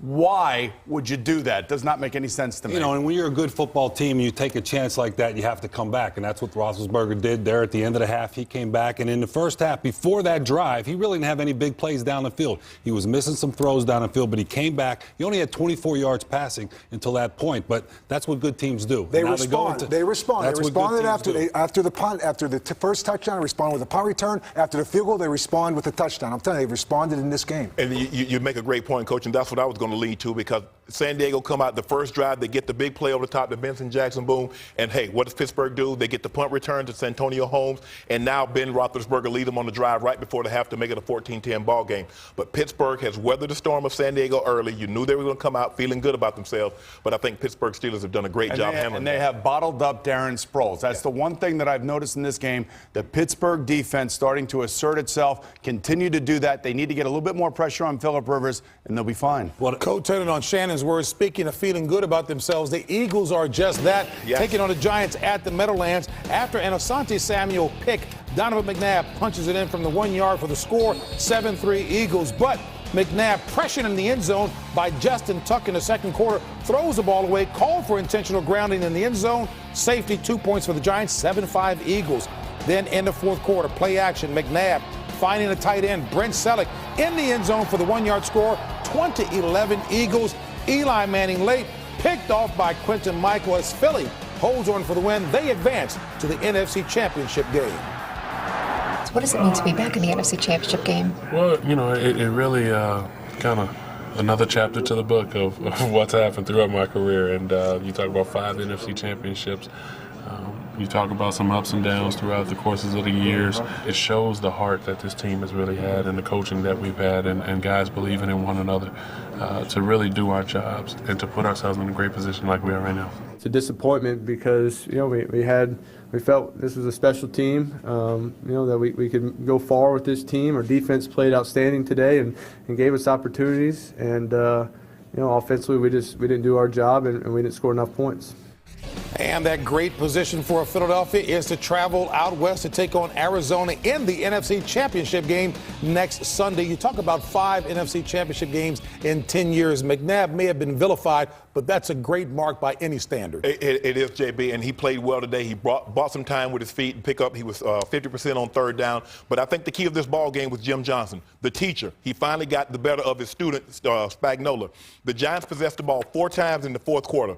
Turn it over on downs twice, interception, fumble. And when you can get that kind of production from your defense against the New York Giants, the reigning Super Bowl champs in their building, they have to feel good about themselves going to Arizona. And the only thing about Arizona, I will say, they played them on a Thursday night. There'll be a lot of benefit having seen that defense and having gone through it. They will learn from that. And this is a different Arizona team than they played that Thursday night. I like Arizona with the way they're playing and playing at home. All right, let's spin it ahead and talk about the second half of this game. Well, first of all, I look at San Diego and how they've been able to protect Phillip Rivers. You know, the Pittsburgh Steelers have not really put pressure on him. He's had time to throw in the pocket, so they need to get a few more big plays there, get Sproles involved as far as running the football. I'll tell you, from Pittsburgh's standpoint, just continue to run the ball. You're running the ball with great success, and don't make any more stupid decisions like fake punts and fake field goals unless you have to, okay? So you and Shannon are going to co-author a book for whom now? Coaches. Go give it to Coach Kyle. And, Coach, what do you say? Players play, coaches coach. Second half coming up right after this. Coaches can't play. CBS Sports presents the Sprint Halftime Report. Get the new NFL Mobile Live only from Sprint, America's largest, most dependable 3G network. CBS Sports presents the Sprint Halftime Report. Get the new NFL Mobile Live only from Sprint, America's largest, most dependable 3G network. We're back in Pittsburgh. Steelers lead it 14-10. The winner next week to host Baltimore for the Lamar Hunt Trophy and the AFC title.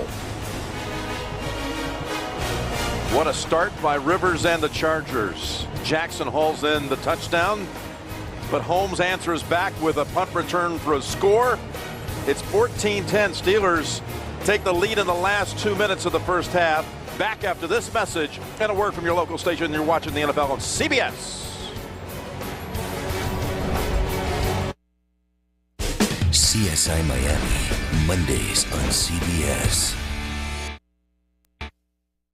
Ravens heading to the AFC Championship. See it only on WJZ.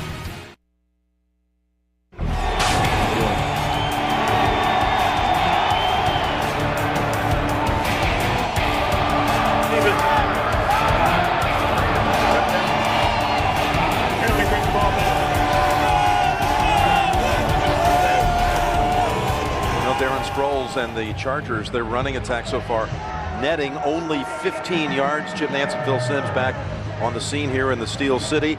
So the running game's not working so far for San Diego. Roethlisberger got the passing attack on go for the Steelers that last drive of the first half. San Diego's got to hang in there, Jim. You could see the physical part of the game. It turned a little bit there in the second quarter, and the Pittsburgh Steelers are starting to impose their will a little bit.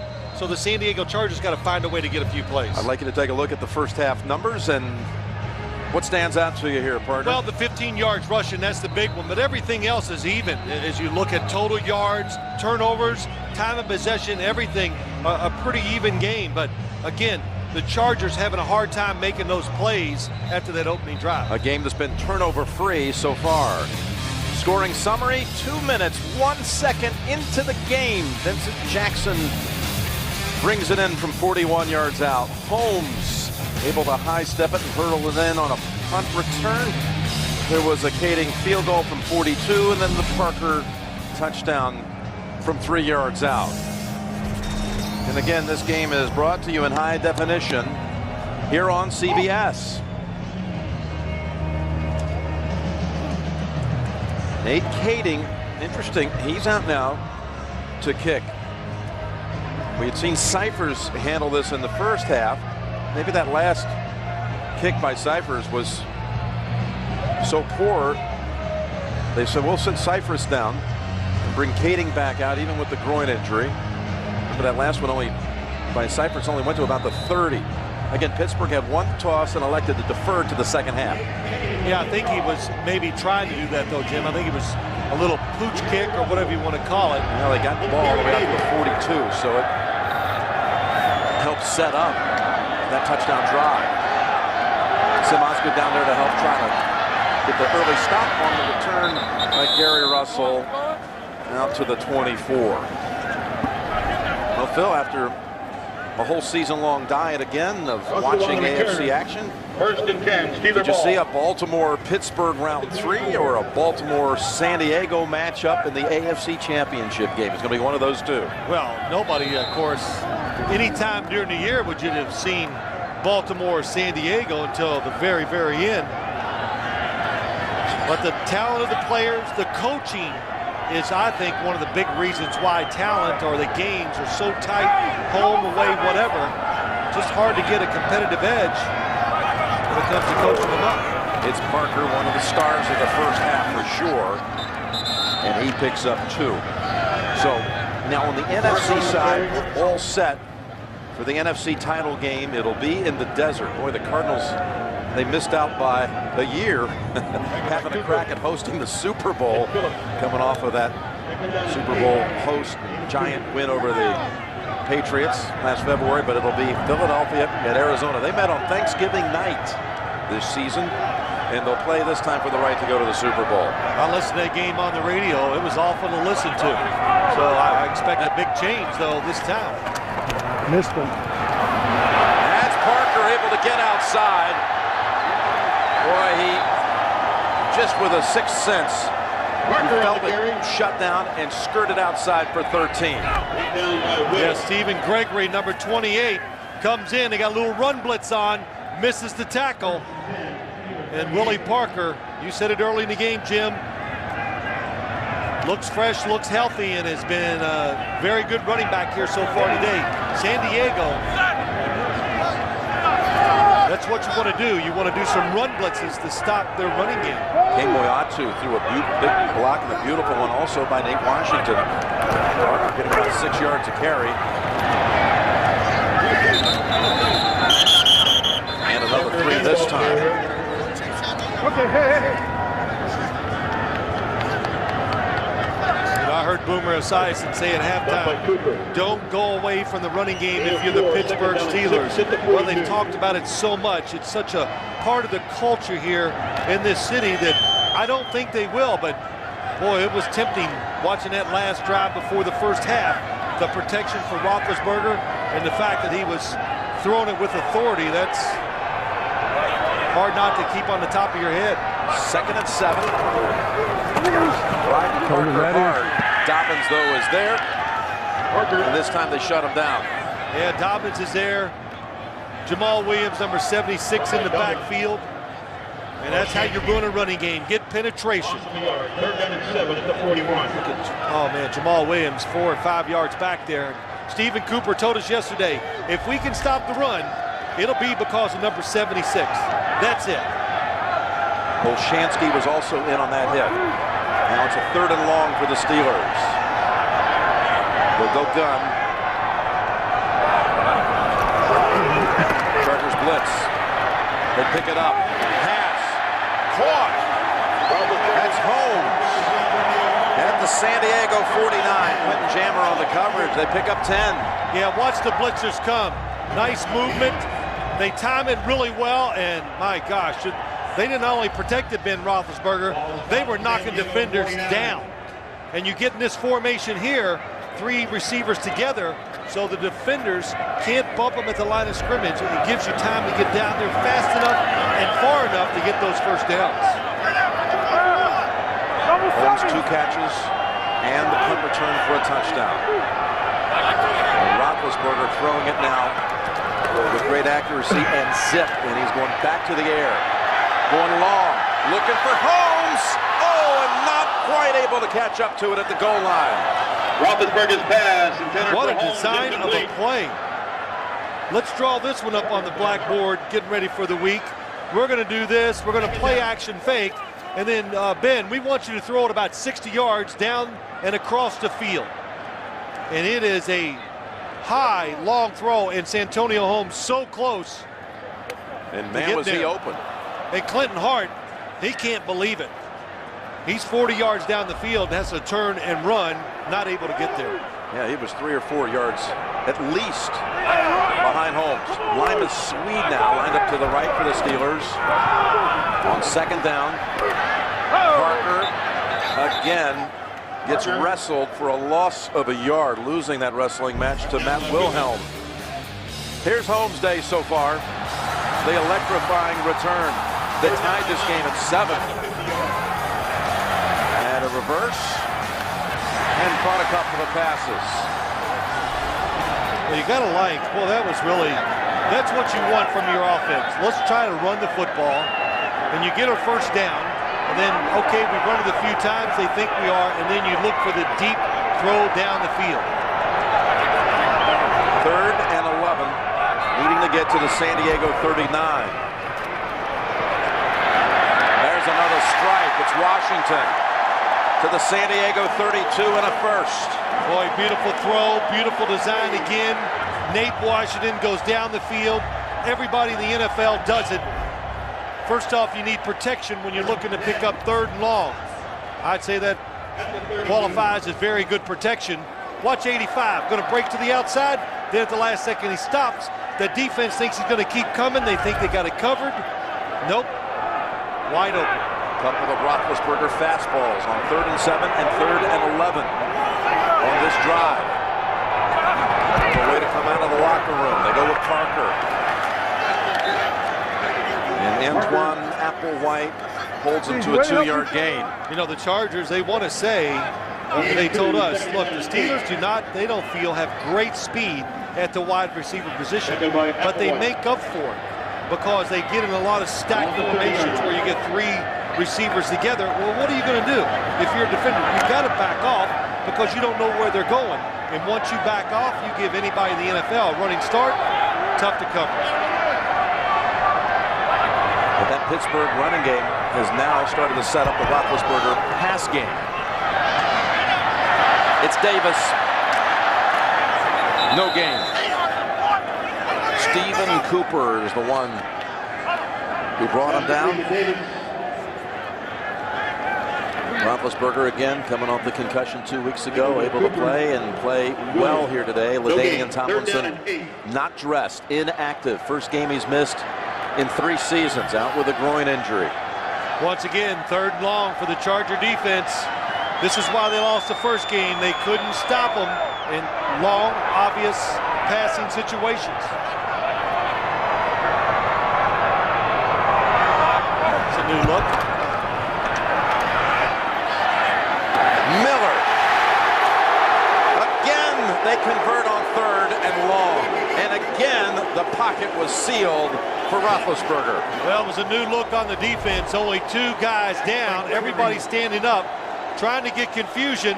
And then watch Heath Miller. Well, they send the receivers down the field. He sneaks out late.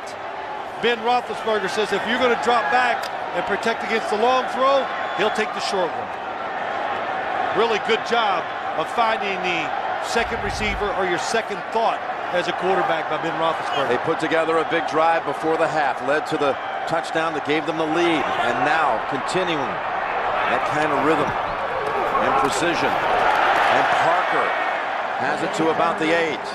Just think about it, Jim. You say it, hey, the running game is taking over and they're what they're doing, but it's the 3rd down passing by the Steelers that's been the difference by far in this drive. Look how they've shortened the game here too, partner. It's already mid-3rd quarter and San Diego has not seen the football.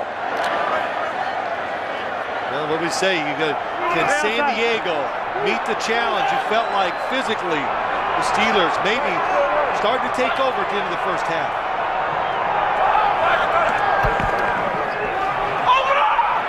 Second down, Roethlisberger has Miller, and he fights for it, and he gets it. Touchdown, Pittsburgh.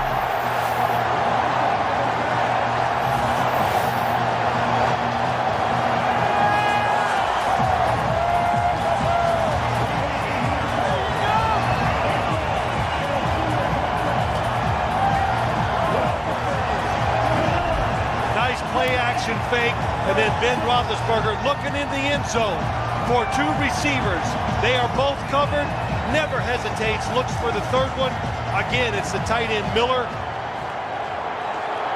Ben Roethlisberger making good decisions and physically throwing it very well. And coming up big on 3 third and longs. And now the Steelers are up 11. Heath Miller, 2 catches on the drive, the second one for the score. This telecast is copyrighted by the NFL for the private use of our audience. Any other use of this telecast or of any pictures, descriptions, or accounts of the game without the NFL's consent is prohibited. 7 minutes, 56 seconds coming out of the locker room. 13-play drive. Roethlisberger 5 of 6 for 54 yards and the touchdown throw to Miller. Well, what you just say, he goes, we've done a lot of Steeler games. It's about as good as I've seen Ben Roethlisberger really throw the football. Just razor sharp. Actually missed one throw today because probably came out of his hand, had more power than he's used to because he's rested, got over some of the arm ailments he's had during the year. Yep. You know, last year when they lost to Jacksonville in that wild card round here at Heinz Field, even Ben, he said it to you on Friday, we were just dead tired last year when we got to the playoffs. Had nothing left. Even Mike Tomlin said it too. Sproles has to come up to the 15 to get it. He's on his way. He's at midfield. Going to cut to the sideline.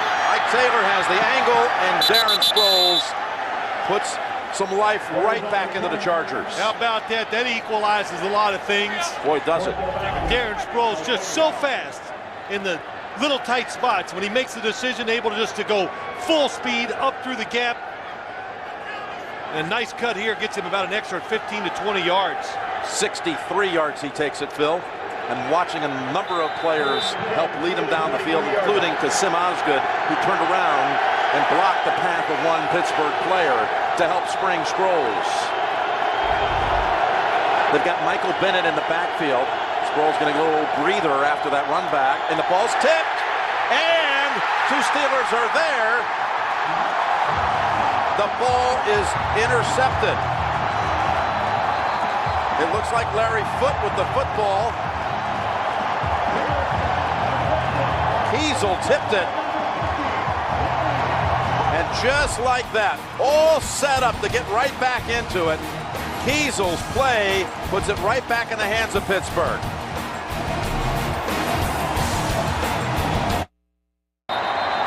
We're coming out with a review. Just seconds ago, Norv Turner dropped the red challenge flag. Yeah, it's a good challenge. Such a big play in the game. But watch the football, Jim, as they go to the ground. You know, it looks like Harrison had it, then Foote stripped it away from Harrison. But did he have his right hand underneath there? San Diego is challenging the ruling that the last pass was intercepted. Norv making Bill Levy understand exactly what it is he's challenging. Takes a little turf, throws it in the air. We'll find out. Will the interception stand, or will it be overturned, giving the Chargers the football again deep in Pittsburgh territory? What do you think? You see the football go to the ground. Remember, you look at those yellow gloves the Steelers have on. Is that it?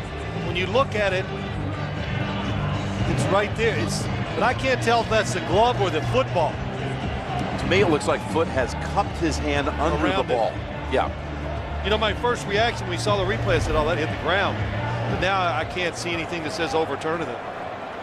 The defender got his hand underneath the ball. It is an interception. San Diego will be charged the first time out and their last challenge of the game. Give the interception to Larry Foote. You know, it's interesting that James Harrison has 3 interceptions in his career. 2 of them have been against San Diego.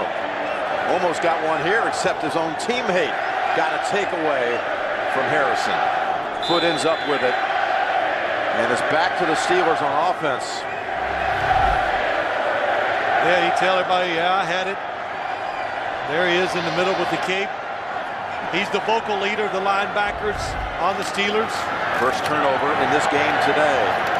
And Parker for about 3. San Diego and their challenge situation for the rest of this game, Phil? It's over. That's it. But, you know, Jim, a situation like that when in doubt, such a big moment in the game, and where it is on the field, Norv Turner absolutely did the right thing in challenging.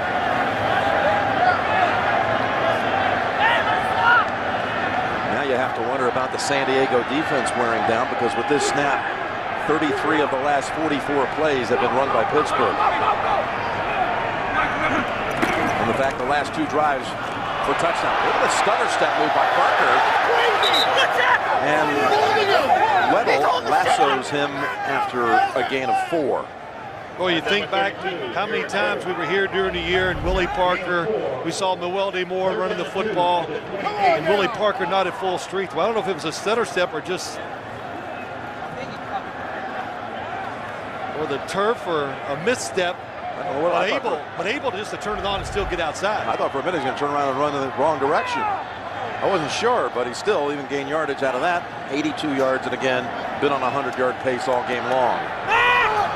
They've converted their last 4 third down situations. This is only 3rd and 3. Back to Holmes. Look at the block by Roethlisberger. Holmes has the first.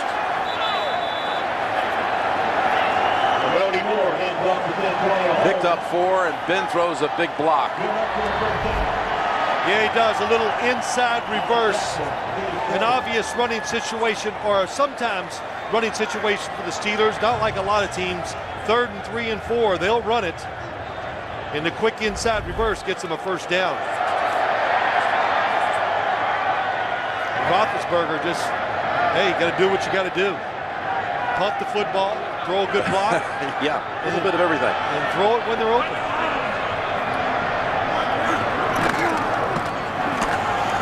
As Parker, and then he gets knocked down by Cooper with authority. How about the last drive, the bunch formations by the Steelers? Hard to get near them when they do that little open spaces, and Ben Roethlisberger throws it in there. Again, 3 receivers. Look how it makes the defense separate. Holmes wide open. And then the look down the field. Heath Miller's the blocker. When he releases, nice decision by Ben Roethlisberger. 17 plays to 1 snap. It was a highlight drive that last one. Oh, it's been the last 2, really. 17 plays to 1 run by San Diego this quarter. And Parker gets the first. And there is a flag back near the line of scrimmage. Will the 13 yards hold up? No. Number 83 offense. 10-yard penalty. Repeat second down. Called on Miller. Heath Miller, the tight end, good receiver, excellent blocker. Here he is, got his hands there. Oh, that's what it is. If the run stays inside, it's never going to be called because he had his hands inside the framework of his body. But once that runner breaks outside, the defender pulls away. You see the jersey pull.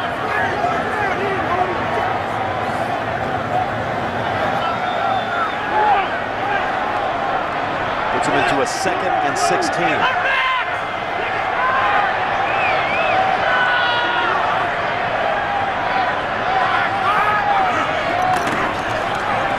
Moore on the draw to the 31. Yet another 3rd and long coming up for Pittsburgh.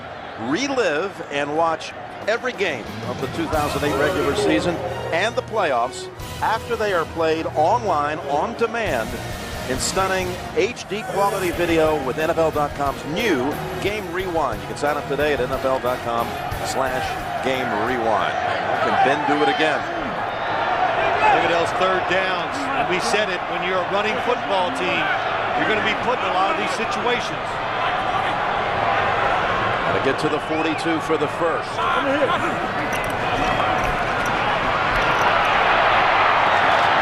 It's the completion underneath. Tossed down by Weddle. It was Mewelde Moore with the catch, and finally they stopped the Steelers. Mitch Berger will be called to duty.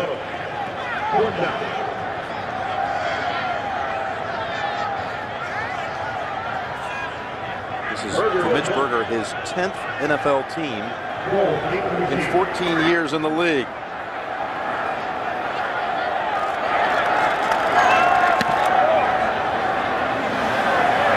Sproles trying to come, bounced off the helmet, picked up a one bounce by the Steelers, William Gay. But they're going to call it the muff rule. They'll be putting the football back at the 22. It bounced off the helmet of Eric Weddle. Can't advance it, but the Charger mistakes are mounting. The ball hit a San Diego player. Cannot be advanced by the kicking team. First down, Pittsburgh. Cannot be advanced. Eric Weddle doing a good job in the block, and really what happens, you always have a sense where the football might end up if you're blocking, but you look at the rotation of the football, it goes a lot shorter than they expect, and that's one of the big reasons why it hits Eric Weddle.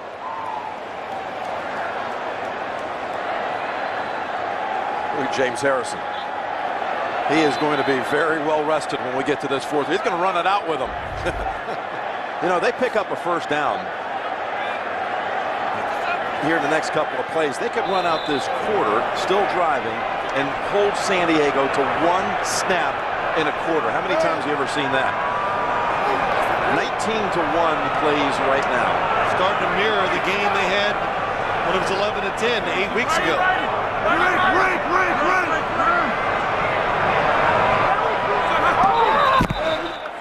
And they whistle it down. We had no turnovers in the first half of this game. Now we've had two. Full start. Number 72 offense. 5-yard penalty. First down. Hold on, Stapleton. We've had two in the last 5 minutes committed by San Diego. And the Chargers, by the way, their defense out there with Quentin Jammer on the sidelines with a cramp. So Cletus Gordon has taken his position.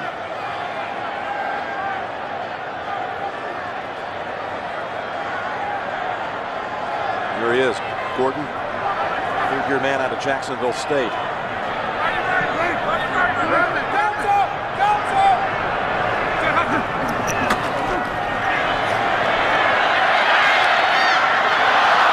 Now that was that a pass or a lateral? They call it incomplete. The San Diego defense has to hold them to nothing more than 3 right now. Yeah, this is Jim. Just to answer your question, where does Ben Roethlisberger throw the football from, and where does it go? It looks like it goes forward. It does. Yep, threw it at the 33, and that ball touched his hands at the 32. An incompletion and a 2nd and 15.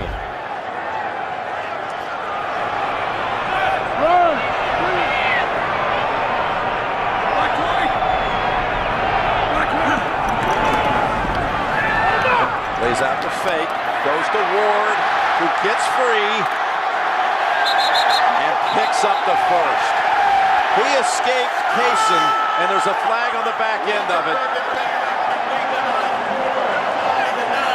And a flag on the play.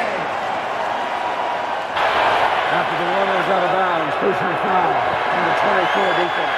We just told you about Cletus Gordon. Frustration setting in. Hines Ward just so strong, terrific blocker, and this time they use him just as a release valve after a play action fake, and he gets in there and gets that extra yard, and Cletus Gordon loses his cool. Ridiculous play. Hines Ward. Well, he'll get under the, what's the word for it? He'll make you lose your nerves Yeah, he or will. whatever. He can talk a little bit, loves to hit to the end of the play. That's what you're supposed to do. Parker near the 1. Willie Parker. I think I was searching for it. He'll get under your skin. Yeah, and a whole lot more. Yeah. It's interesting when we meet with the players of the Pittsburgh opponent, they always talk about Hines Ward and how he'll do just that. And you know, and you know what? They don't say it in derogatory terms. It's always, most of the time, am I right? With respect. It's respect. Yep. They respect what he's doing and like it, and know they got to match the intensity when they play against him.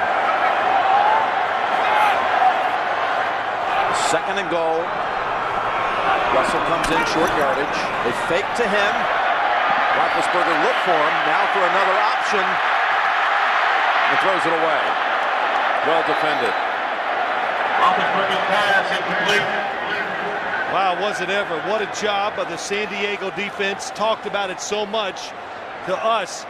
You got to stay on your guy when Ben Roethlisberger moves around. Trying to get it to Russell in the flat. He's covered. And then all this movement, and nobody can get open. So finally, throws it away. He kept waiting for Russell to get open. Nothing developed.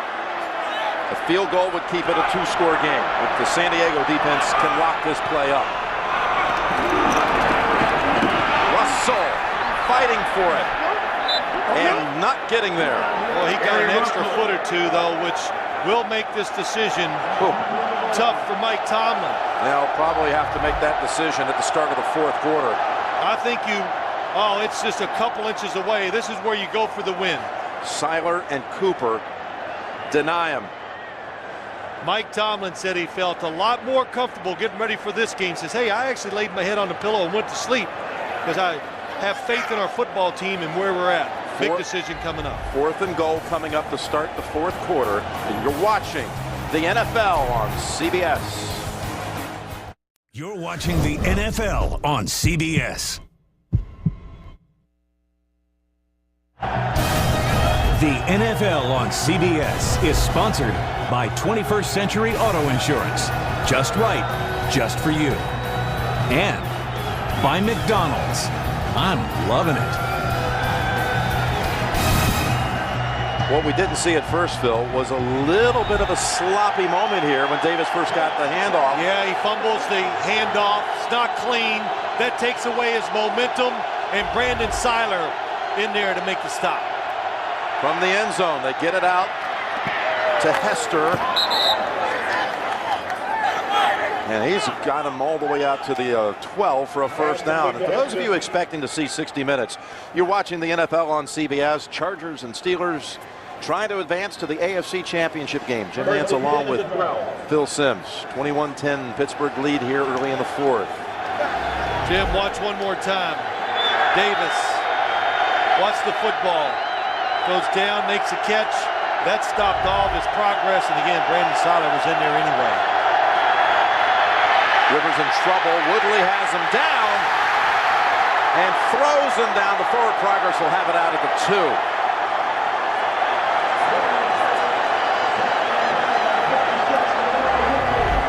Well, you worry so much about James Harrison on one side, and then you realize this other guy, Lamar Woodley, wow, that's close. He threw him down to the ground. You got to be careful. I saw Rivers make an appeal for that. Yeah, unnecessary roughness.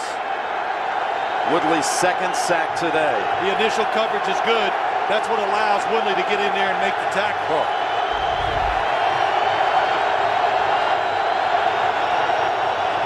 A 2nd and 20. And in the area of Nene. You love that decision going for it. And, you know, we're up 21-10. You're going against a tired defense. That which makes the play even that much more remarkable by San Diego. You're 2 inches away from the game being over. Yeah, I don't know. You know, I didn't find it to be that tough of a decision for Mike Tomlin to make. I think the San Diego Chargers would have preferred they kick the field goal and just make it a 2-score game instead of them going for it, but they came through with the stop. On 3rd and 20, middle of the field and over the head of Gates. Boy, backed up, the crowd noise. You're playing the best defense in the NFL. How'd you like to be the quarterback in a situation like this? And looking down the field and almost knowing, I'll tell you what, boy, the windows are so tight. The defenders jumping up and then the people from behind coming. You got Cypress punting. You wouldn't even think about safety here, taking a safety, would you, at 21-10? Getting out of this jam, and you just got... That's a good thought, Jim. Punted away. Cypress with a good one. Holmes, though, has a 20-yard jump. And Brought down by David Ben, the long snapper. Yep, playing in his 250th career game. Looking for the final piece of the playoff puzzle on divisional weekend. The Steelers lead it here 21-10 in the fourth quarter. Trying to become the only home team to advance this weekend. Baltimore, Arizona, and Philadelphia all victorious on the road so far. And that's Willie Parker for 4 yards. Talking about the divisional weekend. A winner by Stover for the Ravens. Edging out the Titans. What a football game that was. And then down 7 early, the Cardinals shocked and rocked the Panthers. The Eagles today passed the Giants. How about a little nod to Ken Wisenhunt, the head coach of the Cardinals, a former coordinator, offensive coordinator here at Pittsburgh. Look at these first conference championship games since the merger for the Cardinals. Flacco does it again. Look who's airing it out. It's Roethlisberger. Deep ball and almost there. Oh, they got the flag. They've got the flag to set them up on the precipice of the put-away score. Nate Washington, the intended receiver. Weddle and Gordon doubled him up, and the flag is thrown. Well, what they did, they just kept everybody in on the play-action fake, and they gave Nate Washington a chance to go down the field and make a double move. Pass interference, number 32 defense, in the end zone. Ball will be placed at the 1 yard line. Almost like the Baltimore and Tennessee game, when the quarterback throws it high and far down the field. Very tough. What's the double move? The in cut. They're in position, but once the football is in the air, Eric Weddle reaches for the football before it gets there. Ben Roethlisberger.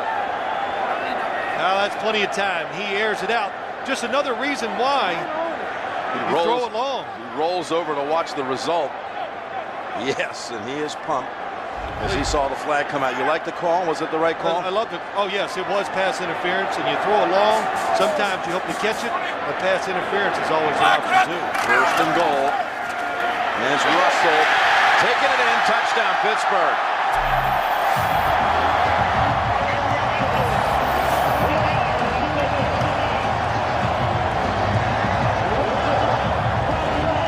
The Steelers really throwing the football deep down the field. They missed the last situation like this, but Gary Russell, patient, waits, sees where the opening is, and takes it outside. Gary Russell, the forgotten back at the University of Minnesota, if you will. They had some guys up there who could run with it. At the same time he was there, talking about Lawrence Maroney and Marion Barber and Gary Russell.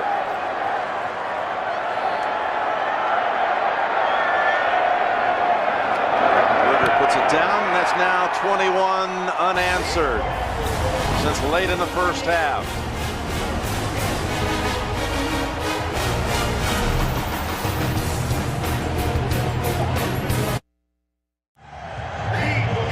And Phillip Rivers got to be saying, you know, I almost need to go back through my pregame warm-ups. I haven't been on that field barely at all in the last, if you will, about 90 minutes real time. What do we come up with now? 6 plays in about the last hour and a half for the San Diego offense. Yep. Going back to that drive where the Steelers scored with 40 seconds to go in the half. Sproles had one big run back, looking for another. About the 28. Inside 13 minutes to play. San Diego comes out to the 27, and this crowd here in Steeler country stirred to a frenzy. Ready to take off on the quarterback. Jackson makes the grab on the slant about 2 yards shy of a first. They're going to go hurry up. They have to. 12 and a half to go. How do you make up 3 scores against the #1 defense in the league? But again, San Diego, everything they've done here in the back half of the year, just inconceivable they'd even be here today. And Rivers meets Brett Kiesel.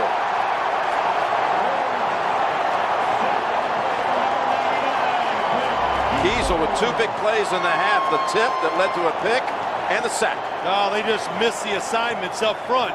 That allows Kiesel to come in basically unblocked. And you said it, the other big play, Jim, the tip pass. Yep. Boy, the Steelers, when you watch their defense, it's nothing like it used to be. They're not trying to fool you. They just beat you with their talent. It's not near as complicated as it used to be a couple years ago. On the run. Sidearms it. Gates. No, it's Manu Maliuna with the big effort to keep the drive going. Well, not only that, they were trying to throw a little screen, and no lineman went down the field, which was pretty impressive by the San Diego Chargers. And Phillip Rivers does a good job just waiting, trying to buy time and make a play. Gets away from Polamalu of all people, picks up 14. Before that play, Chargers had 1 yard of total offense in this half. On first down. Sproles. Ridden down by Lawrence Olajuwon Timmons. His mother, a huge basketball fan. Her favorite player, Akeem Olajuwon. So, alas, the middle name goes for 11. Well, Darren Sproles knows wants to get to the sideline and stop that clock. Can't make it, so it just burns off valuable seconds.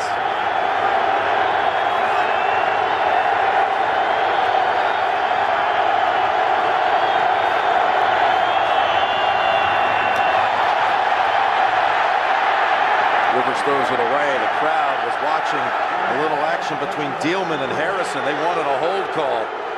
And now you hear the boos coming out because Harrison looked like he was ready to burst through. He got tangled with Dielman here. Oh, boy, the initial move was terrific by James Harrison. They've done a good job blocking him in the passing game today. What we talked about, sometimes you got to worry about the guy on the other side, too. Second down from the Steelers' 48.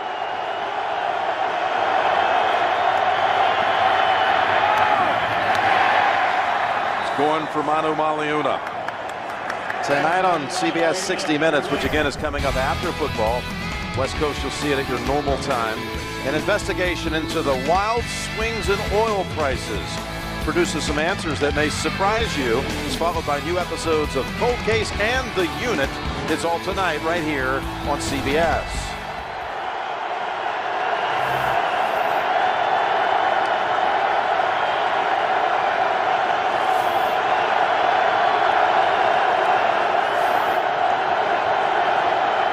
Phillip Rivers, he has to be thinking and knowing this is 4-down territory. For Chambers, hauls it in. Taylor on the tackle, first down. 15 yards gain. They've picked up a couple of third and longs on this drive. Yeah, that was a good job by Chris Chambers. The one thing you can count on, or they thought would happen, the Pittsburgh Steelers defensive backs in certain situations, they're going to play so far off, they're going to allow you to throw it outside into the sidelines like that last throw to Chris Chambers. Because it takes so long, they think they're rushing to get there before you throw it. Thrown away. Rivers pass incomplete. Second down and 10. You know, you look at this game, Jim, and you think, well, you saw the tide turning a little bit at the end of the first half, but one of the big keys that really sticks out, the San Diego Chargers blitzed quite a bit, trying to stop the Steelers' run game and pass game, and basically just didn't have any success. The Steelers used their week off, and they were prepared for all situations that they were going to be shown today, and they really stood up well to them. Second and 10. Polamalu coming in. Rivers got it away. Perfect pass and caught by Chambers. He was open and struggled to make the catch. There is a flag at the end of this. I think they hit personal foul. Rivers late. Roughing the passer, number 43, defense. Low to the head. Half the distance to the goal. First down. Look where Polamalu comes from. Good timing. And he hit his right hand went up into the face mask of Phillip Rivers. Boy, Polamalu, what a good job of redirecting. What a throw by Rivers down the middle, right on target to Chris Chambers. 25-yard pass play, half the distance with the penalty. Now poised at the 4 to go in here as we approach 9 minutes.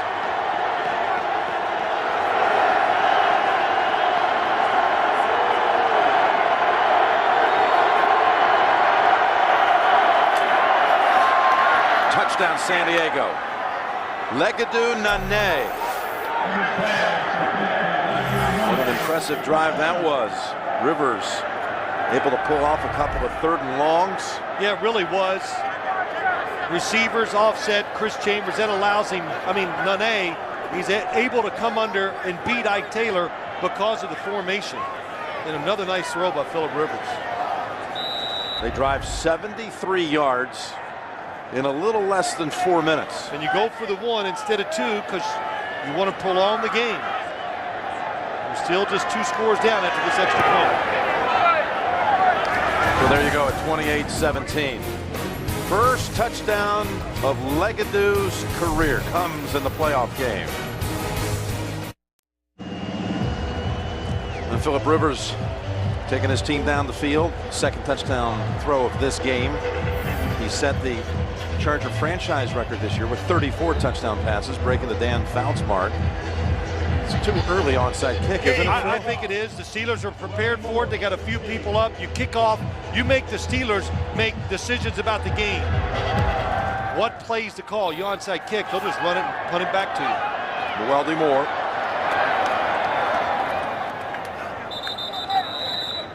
Runs into the traffic at the 27. Well, Jim, the key play in the last drive, Phillip Rivers, a blitz by Polamalu up the middle. Look at the zone behind it, and Chris Chambers across the middle. Perfect throw. Gets him down inside to get that touchdown to make this a... Of course, it's a 2-score game, no matter if they kick the extra point or not. But it's a touchdown and a field goal. Of course, you have to go for 2 when you score the touchdown.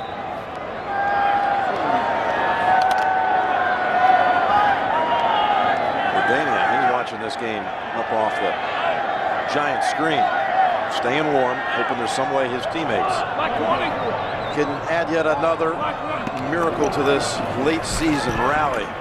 Roethlisberger has another idea though, going long, and it is caught. Now they rule it incomplete. Touch the ground.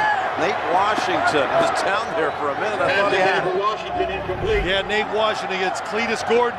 Covered by Gordon. Boy, the Steelers have been airing it out today, and that is going to be incomplete.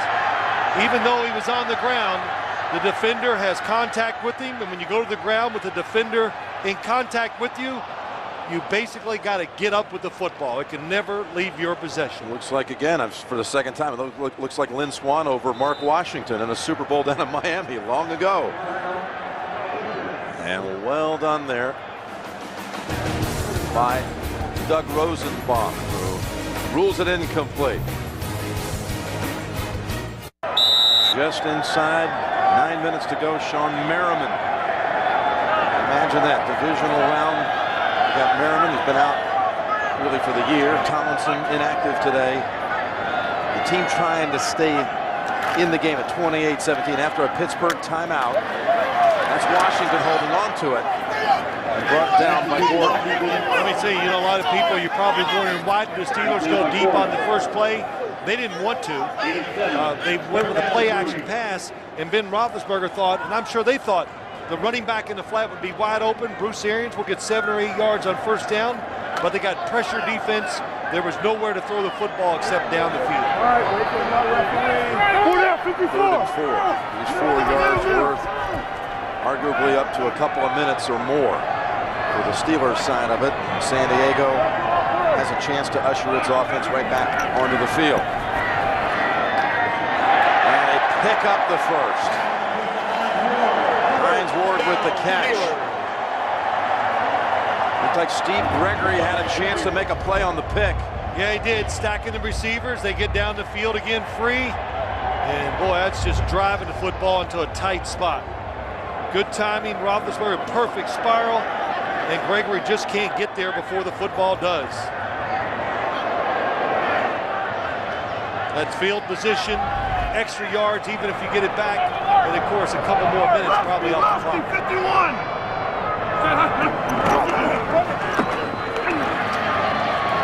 Parker for about 2. We've got a little doubleheader of college basketball next week. Georgetown and Duke, and Arizona State, UCLA. Ian Eagle and Greg Anthony will be there for that Georgetown-Duke game. 2 teams in the top 10 on the road to the Final Four here on CBS next Saturday. Ian Eagle here today doing the game. Yep. 2nd and 8 coming up. You know, it's a me, but it seems like there's about 35 teams ranked in the top 20 in college basketball this year. Everybody's 2, 6, 8. Shaping up for a great run in March. Parker scooting outside, shakes off Gordon. Weddle slows him down. And Parker, remember we said earlier, one time in his postseason career, a rush longer than 15 yards. We showed it. The longest run in Super Bowl history. Well, he's got a second one now. 27 with this one. Well, nothing inside, bounces it outside, and gets those extra yards and almost puts the football game away for the Pittsburgh Steelers. And that's what you need. When you've got a running back that's fast enough to go to that second option, and like Willie Parker, hey, like Chris Johnson did for the Tennessee Titans yesterday. When it's not there inside, go outside and get those yards. Parker with 122 on the ground. And another carry. And another hard run. For about 6. Steelers have really, the running game hasn't been what everybody expects here in Pittsburgh. We're so used to thinking about them pounding it in there and getting yards when they want to. Jerome Bettis and all the terrific running backs. But a lot of it has to do with the fact that Willie Parker has not been healthy all year long. And look what he did today, or has done so far, 128 yards.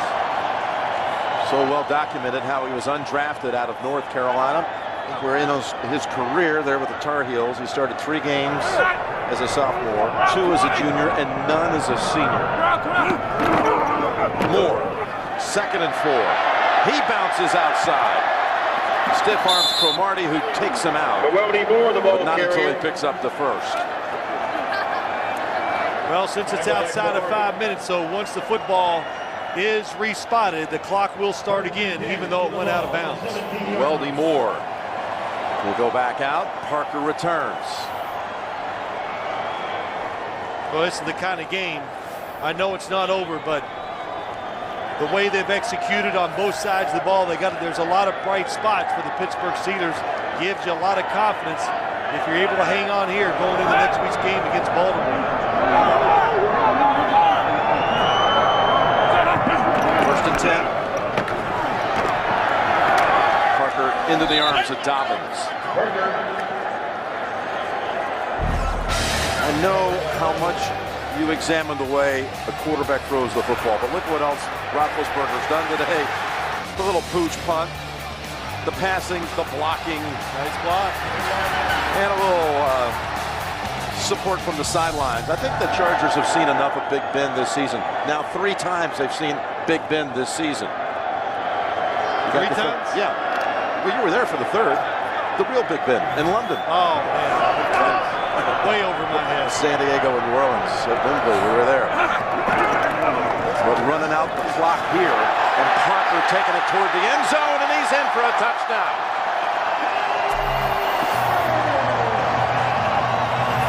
Well, you got a motivated offense, a motivated running back, and a defense. You've documented it many times. They've been on the field about midway 2nd quarter till the end. And they're tired, and when you get tired, it's hard to stop a running game.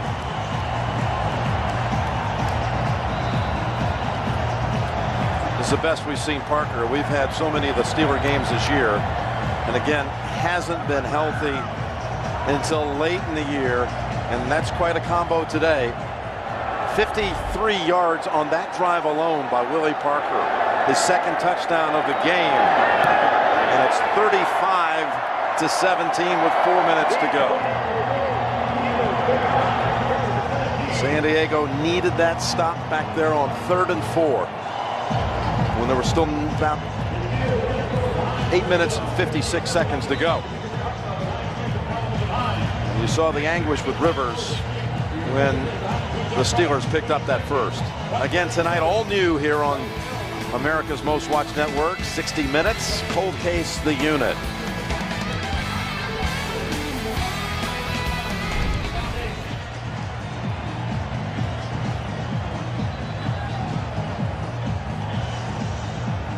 Well, if Pittsburgh could go ahead and put this away, which you would expect, it would be round 3 for Baltimore and Pittsburgh. And those first 2 games have been memorable. 2 games won by Pittsburgh. You see 6:30 next Sunday game coverage, all beginning with the NFL Today. Next Sunday at 6 with JB and Pittsburgh's very own Dan Marino, Shannon, Boomer, Coach Cowher, speaking of Pittsburgh guys. But we'll have a 6 and a 4 on the NFC side, Philadelphia at Arizona. And it's shaping up as a 6 and a 2 on the AFC side. And hold on a minute, the ball fell off the tee for Jeff Reed. But those 2 games between the Ravens and Steelers decided by a total of 7 points. An overtime game here, one on a Jeff Reed kick. And we were there for the second one in Baltimore. Yeah, you know, it was fun to do the second one.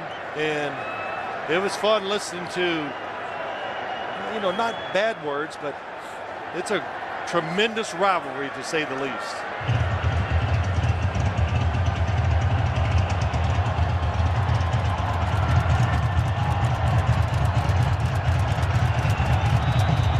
With the Giants going out today, it's going to be another year where a #1 seed doesn't win the Super Bowl. Only one #1 seed, Tennessee, getting eliminated yesterday, has won the Super Bowl in this decade. And Sproles to the 24. Week 4 was the first meeting of the season. They had the throwbacks, and they had the Reed winner in OT. And then week 15 at Baltimore, the controversial catch, or touchdown call, I guess was the controversy, was Holmes across. It was ruled touchdown, and the Steelers won it. Look at those numbers. Not a lot of points, of course. Rushing yards, everything tough to come by. Steelers and Ravens. Going behind Vincent Jackson. We've been around that Ravens team a bunch this year, too, and every time you see him, and that remarkable first-year coach, John Harbaugh, you really do sense that there's something special about that team. You could feel it going into the playoffs, and, of course, we were there to see him win the first week down in Miami. They won yesterday down in Nashville. Well, the big thing for the Ravens, it's not a short week this week. They got 8 days to get ready instead of 6, which they had going down to Tennessee. I thought it showed the lack of rest. They got pushed around more than I've seen them pushed around all year long. The deep ball, Vincent Jackson was back there. 3rd and 10 coming up. We got the Subway postgame show immediately after this one. We'll send it back to New York. JB will wrap up the weekend with all the guys on the desk there on the Subway postgame show. And not that the San Diego Chargers were looking ahead, Jim, but just talking to some of the coaches and everything, they're so proud and happy of what they've done, but yeah, they also couldn't wait to the offseason to get ready for next year. Everybody healthy and really put this team back together again. 3rd down, Rivers, and they're draped all over him. Aaron Smith and James Harrison. Got to think they'll share that sack. 4th time they get to Rivers today. Yeah, now they're trying to send receivers down the field. So Phillip Rivers has really got to hold the football, and just everything's so obvious for the Steelers now, and they're taking advantage of it. Look at James Harrison, first ever undrafted player to win the Defensive Player of the Year. Set the team record this year for sacks. And they bring Cypress back out to punt with 3:28 to go.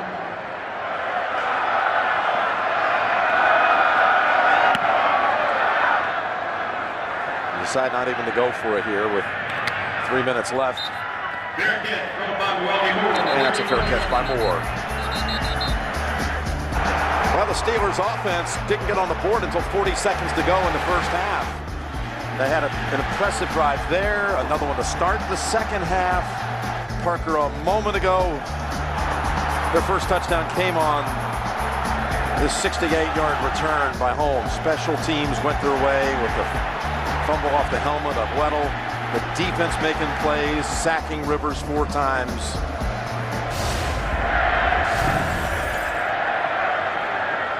Byron Leftwich is in at quarterback now. Ben Roethlisberger will not be exposed the rest of this game. Roethlisberger today, by the way, became just the 5th quarterback in the history of the league to start in the playoffs in 4 of his first 5 NFL seasons. No quarterback's ever started in each of his first 5 seasons in a playoff game. And that's Russell. Well, there are a lot of good things for Roethlisberger today. Didn't take many hits, so that'll carry over and make him fresh again next week. Here's the other ones that he joins on the list. Bernie Kosar. The old Donovan. Yep, Donovan.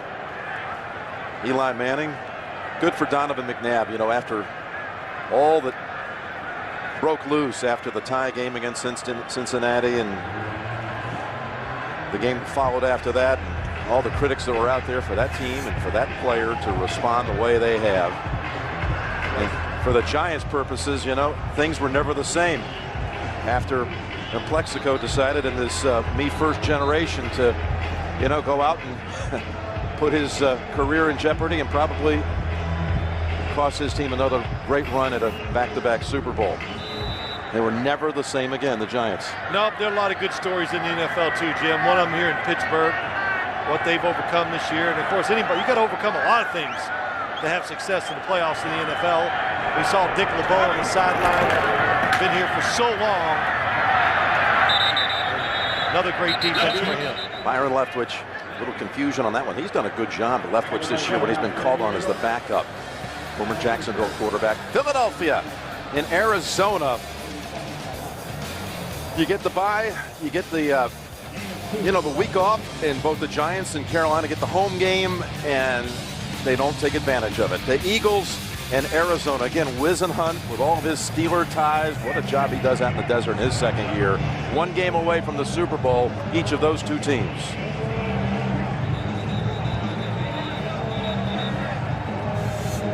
Yeah, it's pretty impressive. The Cardinals last night. It's the fact that they got some energy in the game and they got ahead, but very seldom do you see a team just keep that energy level over the top for the whole contest. And they did it last night. Of course, some of those throws by Jake Delhomme helped them keep that energy, but still, the Carolina was flying around on both sides of the football, and they deserved to win. 3rd and 7 at the 3-minute mark. And Leftwich, frozen rope. What a pass! Should have been caught. Swede unable to hold on to it, the rookie from Texas. Boy, how many deep throws have we seen today by the Pittsburgh Steelers? Byron Leftwich on that one, and Roethlisberger before, that have all been on target or just off the fingertips. Was it tipped? I don't think it was. I mean, that was an absolute strike. Yeah, it was a beautiful throw. Berger back out. Sproles ready to return.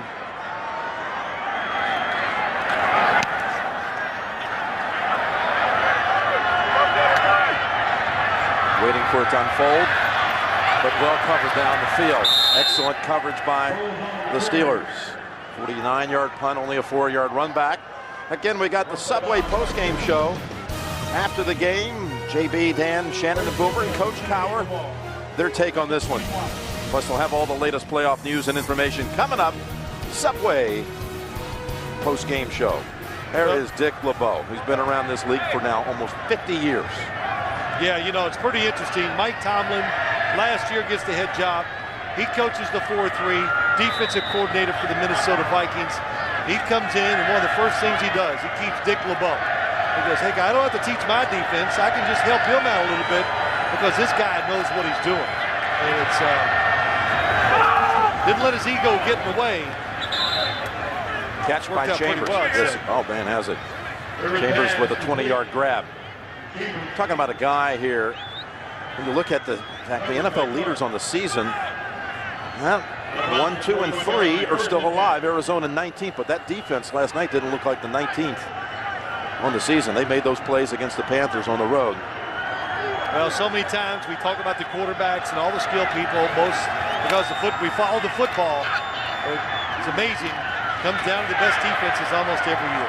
Hester ridden down by Timmons after a gain of 2. Second by 94, Lawrence Timmons.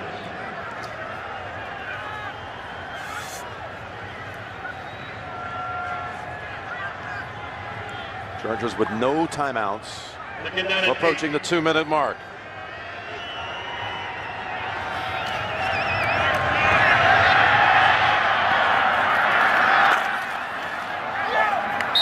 That's a catch. Well, little conference first. Now it's not. And Vincent Jackson and Taylor actually had the ball in the end. I thought you said it's a catch. It's an interception. Yep.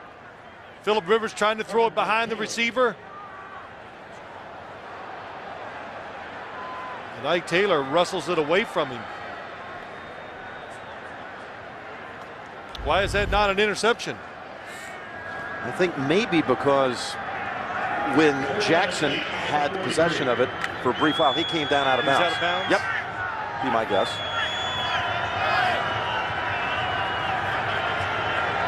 Third and 8 with 2:03 to play. Hold on first.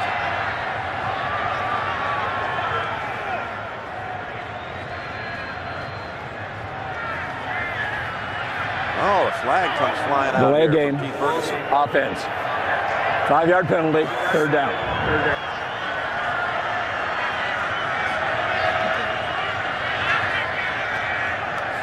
The play clock did run out. Pittsburgh in the first matchup had over 100 yards in penalties back in November. Today it's the Chargers. Now we're going to get a challenge. Tomlin throws out the flag. He's going to say, wait a minute, we think it might have been a Pittsburgh pick. is challenging the ruling of the incomplete pass on the last play.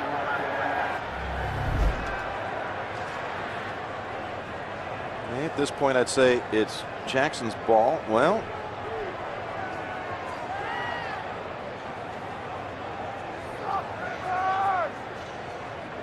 when you watch Ike Taylor, does he come down inbounds once he gets possession of the football? It's pulled away. left arm comes down out of bounds. Yeah, his legs could have hit. This is close. Yeah, it is close. Mike Tomlin says, well, let me get this football if I can, and then get my players off the field. Yep. 60 minutes, cold case, and the unit. All coming up tonight here on America's most watched network. 60 minutes immediately after football, except for those of you on the West Coast, you'll see it at your normal time. Well, you said a minute ago about San Diego, excited about what they know they can do next year, including getting Merriman back. Well, a lot of guys. LaDainian Tomlinson. Yep. Here's the catch. Pulled away by Ike Taylor. Is he down? You know, you watch the left side of his body, Jim, and at any part, feet and hands don't count. He's got it there. Are both feet on the ground? Now as he hits.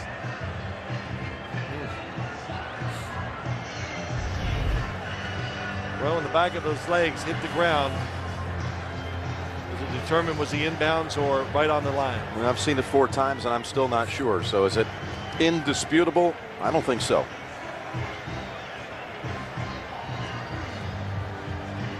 I'm remaining quiet because I don't know. You like that? When you say you don't know, then it doesn't sound indisputable. After reviewing the play, the ruling on the field stands. Yep. Incomplete pass. Do you know the Steelers' last postseason win was their Super Bowl victory up in Detroit when they beat the Seahawks to take home yet another Lombardi trophy. I did know that, yes. They are currently, in a tie with San Francisco and Dallas as the three franchises that all have 5 of those treasured pieces at their team facilities, those Lombardi trophies. 2 minutes away from being a game away from playing for a Super Bowl berth. And first, though, Sproles says, hey, don't forget about us. Sproles takes it for the touchdown, 62 yards. Well, I tell you, that takes the speed from the running back position. Darren Sproles just outruns, he comes out of the backfield. And they're expecting him to hook up, and he just keeps going. Perfect throw by Rivers, and we've seen it a few times today. Darren Sproles, quick and surprising, very fast, straight ahead. Again, they're going to go for just one here. Now you know why Mike Tomlin said, let's go ahead and challenge it. Well, you do it for a lot of reasons. The big thing is, Jim, is to get your defensive players off the field so they don't take any more hits or somebody could get hurt. They're going to kick for the 1. It's a team that has been successful twice this year on onside kicks. That's coming up shortly. That's a low liner, but good. At 35-24, 2-minute warning here in Pittsburgh.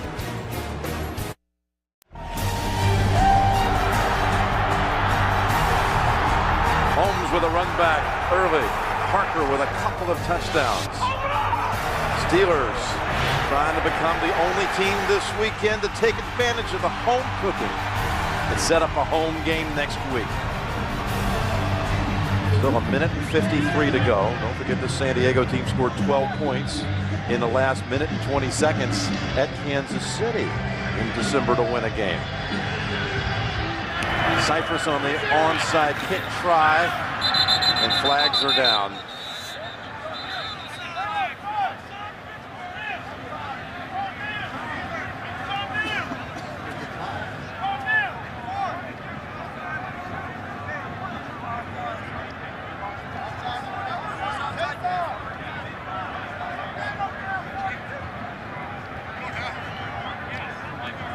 Offside.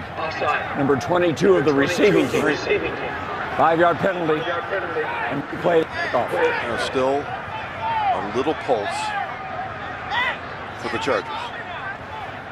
Yeah, it's Gay. What happens is, even though you're on the receiving team, watch up top.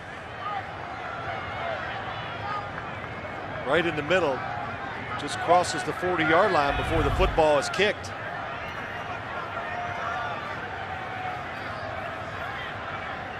You know, nothing changes in this try. You still got to make sure the football goes 10 yards.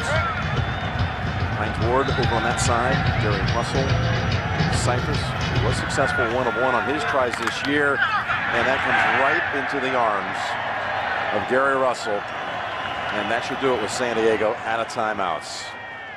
It's going to set up now. I think we can go ahead and lock it in. Baltimore and Pittsburgh. And we'll be here next Sunday night. What do you think? Well, you know, I'm excited about seeing it because of the two defenses, the way they played. And it doesn't seem that long ago. We were doing the Baltimore-Pittsburgh game where we thought it might determine who was going to go to the playoffs, and maybe the loser might not even make it. So it's when you get a rivalry, teams that know each other very well, I think it makes for exciting football. Just a couple of kneel downs away from making it official. Want to pass along some credits here to our great teammates, starting with our executive producer of the NFL on CBS, Sean McManus, vice president of production of CBS Sports, Harold Bryant, coordinating producer of the NFL on CBS, and today's game producer, Lance Barrow. Today's game directed by Mike Arnold, senior producer of CBS Sports, and the NFL Today is Eric Mann, the director, Bob Mattina, coordinating producer of CBS Sports, Steve Karasik, and the associate directors of today's game, Corey Fishman and Andy Friedman. Broadcast associates, Todd Carrick, Ade Ellis, technical manager, Pete Calander, technical director, Jonas Einstein, audio supervisor, Ed Soltis. Thanks to production supervisor, Bruce Sobolov, Diane Bowden on the season, stats provided by Ethan Cooperson, Tom Borstein. Our spotter today, and editorial consultant Tommy Spencer, field stage manager Jimmy Hatter. Jimmy got in the action today. Got ran over one time. Yeah, we got a guy who suffered a little cut. He's going to have to be his game time decision for next week now. But, I think we need to put a wrap up on what San Diego did here at the end of this year, winning its last 4, becoming the first team to go from 4-8 to the postseason. Well, what they did, Jim, they turned into the team that we all expected them to be right from the start of the season. They overcame a lot of tough situations, injuries, something to build on for next year. First time the Steelers beat the Chargers in the postseason here in Pittsburgh. North Turner, he turned around late in the year, didn't he? Mike Tomlin has his first postseason victory. He finds him. He was looking for Coach Turner.